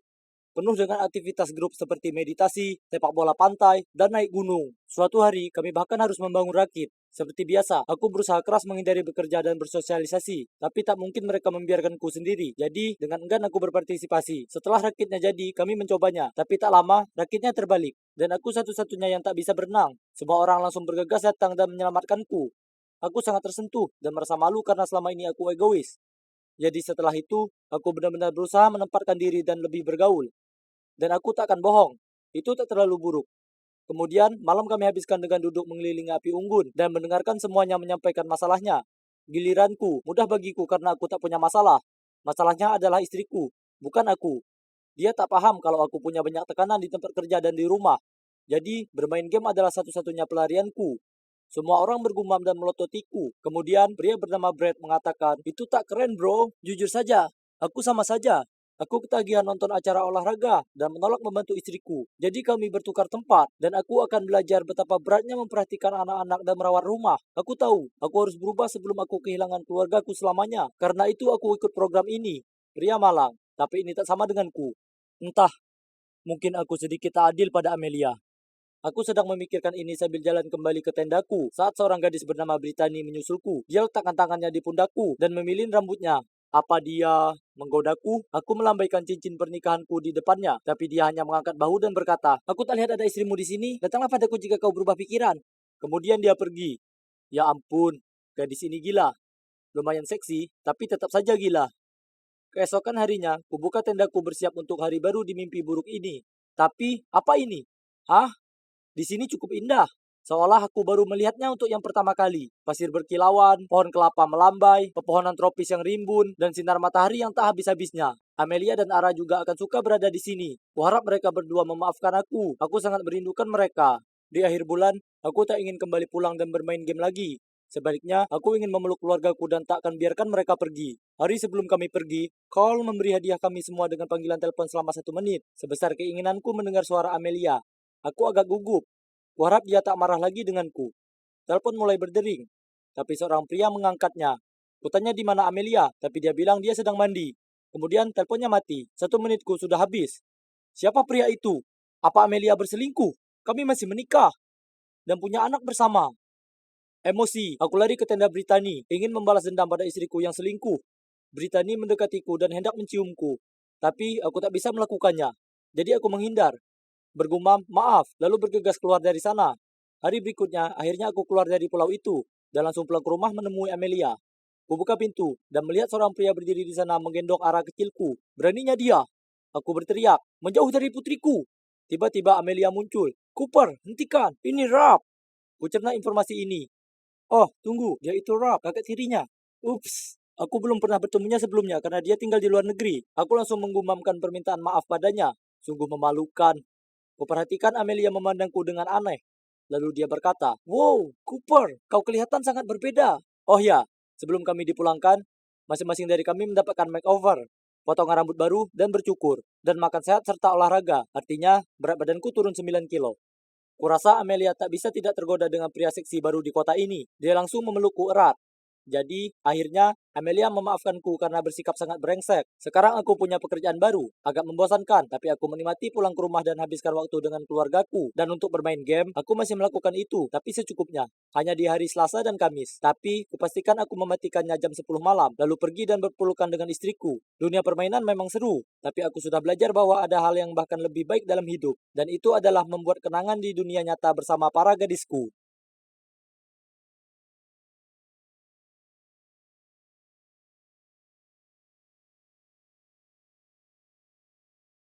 Aku menendang lepas sepatu hak tinggiku dan melempar tasku ke meja. Oh, aku lelah sekali. Apa sebaiknya aku berhenti dari pekerjaan ini? Aku berpikir dalam hati. Kuharap teman-temanku sedang di rumah, karena aku perlu curhat. Aku hendak rebahan di sofa. Saat tiba-tiba kulihat ada bayangan berkelebat ke kamar mandi. Kulihat lebih dekat. Ada cowok melakukan sesuatu di kamar mandiku. Apa tempat kami kerampokan? Panik, kurai salah satu hak tinggiku lalu bergegas ke sana dan memukulnya dengan itu. Maling! Maling! Hazel! Ivy! Maling! Aku berteriak keras sambil terus menimpukinya dengan sepatu hak tinggiku. Dia memegangi kepalanya dan terus berkata, Kau salah paham, aku bukan. Tiba-tiba, dua temanku bergegas datang.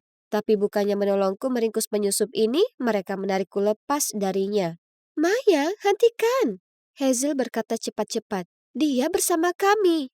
Ups, kuturunkan hak tinggiku dan memasang tampang malu. Baiklah, terima kasih atas penjelasannya. Kemudian Hazel tanya ke laki-laki itu apa dia baik-baik saja. Dia tak berkata apapun. Sebaliknya, dia hanya melotot padaku sebelum dia berjalan keluar ruangan. Tiba-tiba, Hazel dan Ivy menarikku ke meja dapur untuk ngobrol.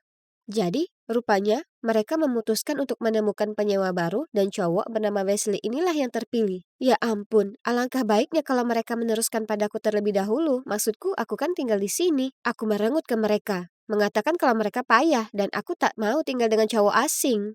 Maya, kami tak memberitahumu karena kami tahu kamu akan bertingkah seperti ini. Hazel menghela napas. Tapi dengan naiknya harga sewa, kami tak punya pilihan selain membawa orang baru ke dalam tim. Lagi pula, kau harus mengakui kalau Wesley itu enak dipandang. IP berkata dengan suara menghayal. Terserahlah, aku menyilangkan tangan. Dan tidak, menurutku dia sama sekali tak berwajah tampan. Hazel menyeringai sambil mengatakan, tidak, karena sekarang ada bekas sepatu hak tinggi di seluruh kepalanya. Aku memutar mata, lalu mengambil tasku dan menuju ke kamarku. Aku tak ingin tinggal dengan cowok bodoh. Tapi syukur berkat temanku yang tak masuk akal ini, aku tak punya banyak pilihan. Hari berikutnya hari Sabtu. Syukurlah. Jadi, aku tidur hingga sore hari kemudian dengan malas turun ke dapur untuk mencari pizza sisa. Hah? Di mana ya? Aku tahu Ivy dan Hazel terlalu terobsesi dengan kalori untuk menyentuhnya. Itu pasti Wesley. Dia sedang nonton TV di ruang tamu, jadi aku pergi mendatanginya dan bertanya dengan lantang. Apa kamu makan pizzaku? Beraninya kau. Tanpa memalingkan pandangan dari acara TV-nya dia berkata, ya, sudah kubuang di sampah. Dia lakukan apa? Lalu dia melanjutkan, kau biarkan itu di kulkas sampai basi dan merusak semua makanan lainnya. Tolong jangan ulangi lagi. Mana permintaan maaf untukku? Dia sudah membuang makan siangku dan sekarang dia punya nyali untuk menantangku. Menyebalkan sekali. Aku hendak mengomel padanya saat dia memberiku sesuatu dan berkata, aku membuat daftar peraturan rumah. Aku melihat 3 peraturan pertama. 1. Cuci semua piring kotormu langsung setelah dipakai, kemudian bersihkan bak cuci secara menyeluruh. 2. Tulis inisial di semua makanan dan minumanmu dan jangan curi milik orang lain. 3. Waktu mandi maksimal 10 menit. Kemudian bersihkan kamar mandi sebelum keluar. Apa? Cowok ini serius? Siapa dengan pikiran waras yang punya waktu atau ketelatenan menulis inisial nama mereka pada semua barang? Aku frustrasi dan menjawabnya. Gak mungkin aku. Wesley menyelaku. 4 orang tinggal di sini, jadi voting mayoritas yang berlaku. Aku menyeringai padanya. Aku tahu pasti kalau Hazel dan Ivy tak akan pernah menerima peraturan bodoh itu. Mereka suka gaya hidup berantakan dan instan, bahkan lebih dari aku. Dan Ivy paling tidak habiskan 1 jam di kamar mandi. Jadi, kami semua berkumpul di ruang tamu dan Wesley membagikan peraturannya. Tapi, yang membuatku terkejut, Ivy hanya mengibaskan rambut dan berkata, Oke, Wesley. Dan Hazel mengerlingkan bulu matanya dan berkata, tentu, peraturan ini kelihatannya bagus sekali. Ya ampun, apa yang salah dengan para cewek ini? Dia bahkan tak tampan. Sayangnya, voting teman-temanku yang mabuk kepayang artinya aku kalah suara. Aku tak punya pilihan kecuali mengikuti peraturan konyol Wesley. Aturan membuang sampah sangat membingungkan. Apa salahnya membiarkannya luber? Aku melewatkan slotku, jadi Wesley menempelkan memo tempel di pintuku, mengatakan bahwa sampahnya keluar jam 6 sore hari Selasa dan Kamis, dan jam 7 malam di hari lainnya. Ini tidak sulit. Weh, siapa yang bahkan menggunakan memo tempel zaman sekarang dan di umur segini? Dia ini benar-benar payah. Ada lagi, aku punya kotak barang-barang random milikku, seperti jepit rambut, pin, tiket kenang-kenangan, shawl, dan lainnya yang kusimpan di ruang tamu. Tak masalah di mana ku taruh, Wesley menggelengkan kepalanya dan melontarkan ucapan tidak padaku. Yap, kalian bisa tebak. Dia menempelkan pesan lagi di pintuku. Yang ini mengatakan, tak ada barang pribadi yang berantakan di area umum. W. Pada akhirnya, kuletakkan kardus itu di lemariku jadi itu sudah tak ada lagi. Hidup dengan Wesley itu mimpi buruk. Khususnya saat akhirnya aku keluar dari pekerjaanku di firma hukum yang payah itu. Artinya aku harus berada di rumah dengannya hampir sepanjang waktu. Cowok ini terlalu teliti. Jika ada di antara kami yang berani letakkan sesuatu di tempat yang salah, dia akan memelototi kami dan berkata, bukan di situ tempatnya. Memangnya kenapa aku tak boleh letakkan remote TV di lengan sofa kalau aku mau? Aku juga bayar sewa. Aku tak ingin tinggal seperti di rumah contoh. Suatu kali aku sedang santai di kamar saat aku menoleh dan melihat Wesley berdiri di sana. Dia melihat-lihat kamarku yang berantakan, menggelengkan kepala, lalu mengambil BH-ku dari lantai. Langsung kusambar dari tangannya, lalu menyembunyikannya. Sungguh memalukan. Hei, kenapa kamarmu berantakan sekali? Dia bergumam, kemudian mendengus sebelum pergi. Bersihkan sekarang. Beraninya dia masuk ke kamarku dan menyuruhku. Aku melangkah keluar ke ruang tamu dan mengkonfrontasi soal itu. Tapi belum sempat kulakukan, aku tercengang melihat Ivy dan Hazel sibuk bersih-bersih. Ivy tersenyum pada Wesley dan berkata, "Tidakkah ini mengkilat?" Lalu Hazel bertanya pada Wesley, "Apa perlu aku pindahkan sesuatu?" Ya ampun, seolah mereka sudah dimantrai sihir atau apa. Kemudian Wesley melihatku dan berkata, Maya, temanmu sudah memahami pentingnya menjaga kebersihan lingkungan tempat tinggal kita. Jadi, kenapa kau tidak?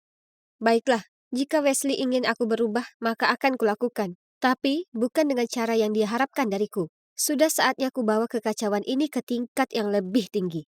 Mulai kupindahkan barang-barang, lalu kugosok inisial namanya dari kaleng sodanya, dan menuliskan namaku. Lalu aku bersantai sore nonton film di sofa. Tentu saja kakiku naik ke pelapis sofanya. Ya, aku juga menjatuhkan popcorn di mana-mana. Aku tak tahan terkekeh saat ku dengar erangan kesal Wesley dari arah dapur. Kemudian ku dengar kabinet dibanting dan dia muncul di depanku. Maya, itu milikku. Dia mengambil kaleng soda dari lantai dan memeriksa inisial yang telah diubah. Dan ini diletakkan pada tatakan di atas meja. Aku tak tahan lagi. Dia menepuk turun kakiku. Aku akan jadi tukang bersih-bersihmu tapi kau harus bayar untuk itu. Tentu Wesley, jika itu maumu. Aku tersenyum sebelum kulempar sebiji popcorn ke udara dan melewatkannya jatuh ke mulutku dan mendarat di sofa. Dia bergumam dalam hati sambil memungutnya dan berjalan ke tempat sampah. Hei, ini bisa jadi menyenangkan, terutama aku tak berniat membuatnya mudah untuknya. Kutinggalkan sampah bungkus permen di sekitar rumah, menjatuhkan remah-remah di sofa, dan dengan sengaja tak melepas sepatuku di pintu. Jadi ada gumpalan lumpur di mana-mana. Lucu sekali melihatnya beringsut sambil bersih-bersih mengikutiku. Kemudian suatu kali saat aku tahu dia sedang rapat kerja daring, aku menerobos ke kamarnya dan menjatuhkan satu lengan penuh pakaian kotorku di lantainya lalu melarikan diri. Dia sangat marah, tapi tak bisa bergerak sedikit pun karena bosnya sedang berbicara. Lalu tiba-tiba, aku mendapat telepon. Aneh, itu dari pria di firma hukum tempatku kerja. Ternyata mereka kekurangan staf dan memintaku kembali kerja sampai mereka temukan orang lain. Tapi kalian tahu tidak, aku terlalu muak dengan pekerjaan itu, jadi dengan sopan kutolak tawarannya. Tapi tiba-tiba, dia memakiku dengan kata-kata, Jangan terlalu percaya diri. Harusnya kau berterima kasih atas tawaran ini. Karena kurasa kau tak akan mampu bertahan sehari pun di luar sana. Kau itu tak punya tanggung jawab, berantakan dan malas. Selamat menganggur.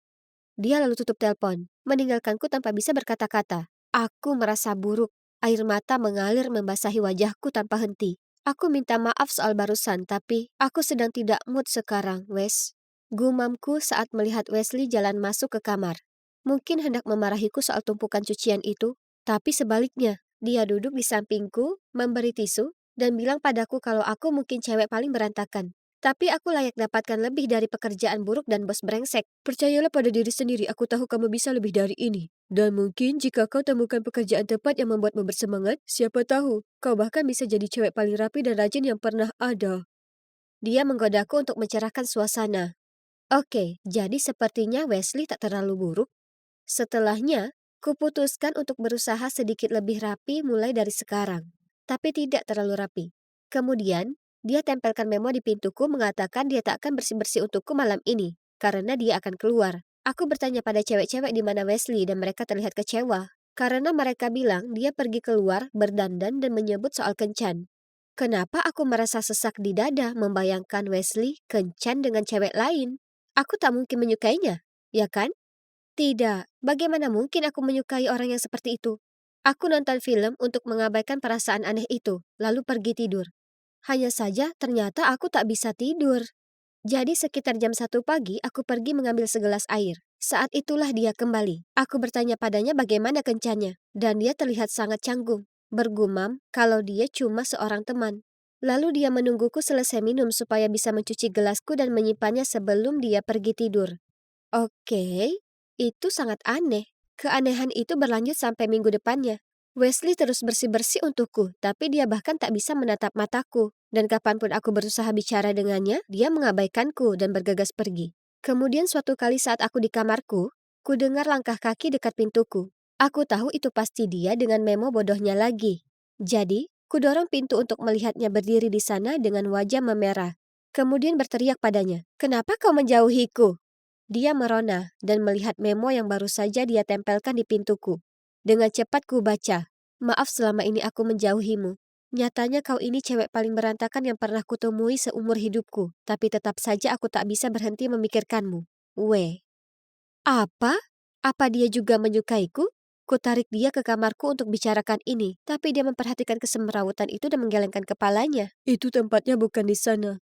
Dia mengisyaratkan mantel yang dilempar ke tempat tidur. Istirahat dulu. Aku memutar mataku sebelum menariknya dekat padaku dan menciumnya.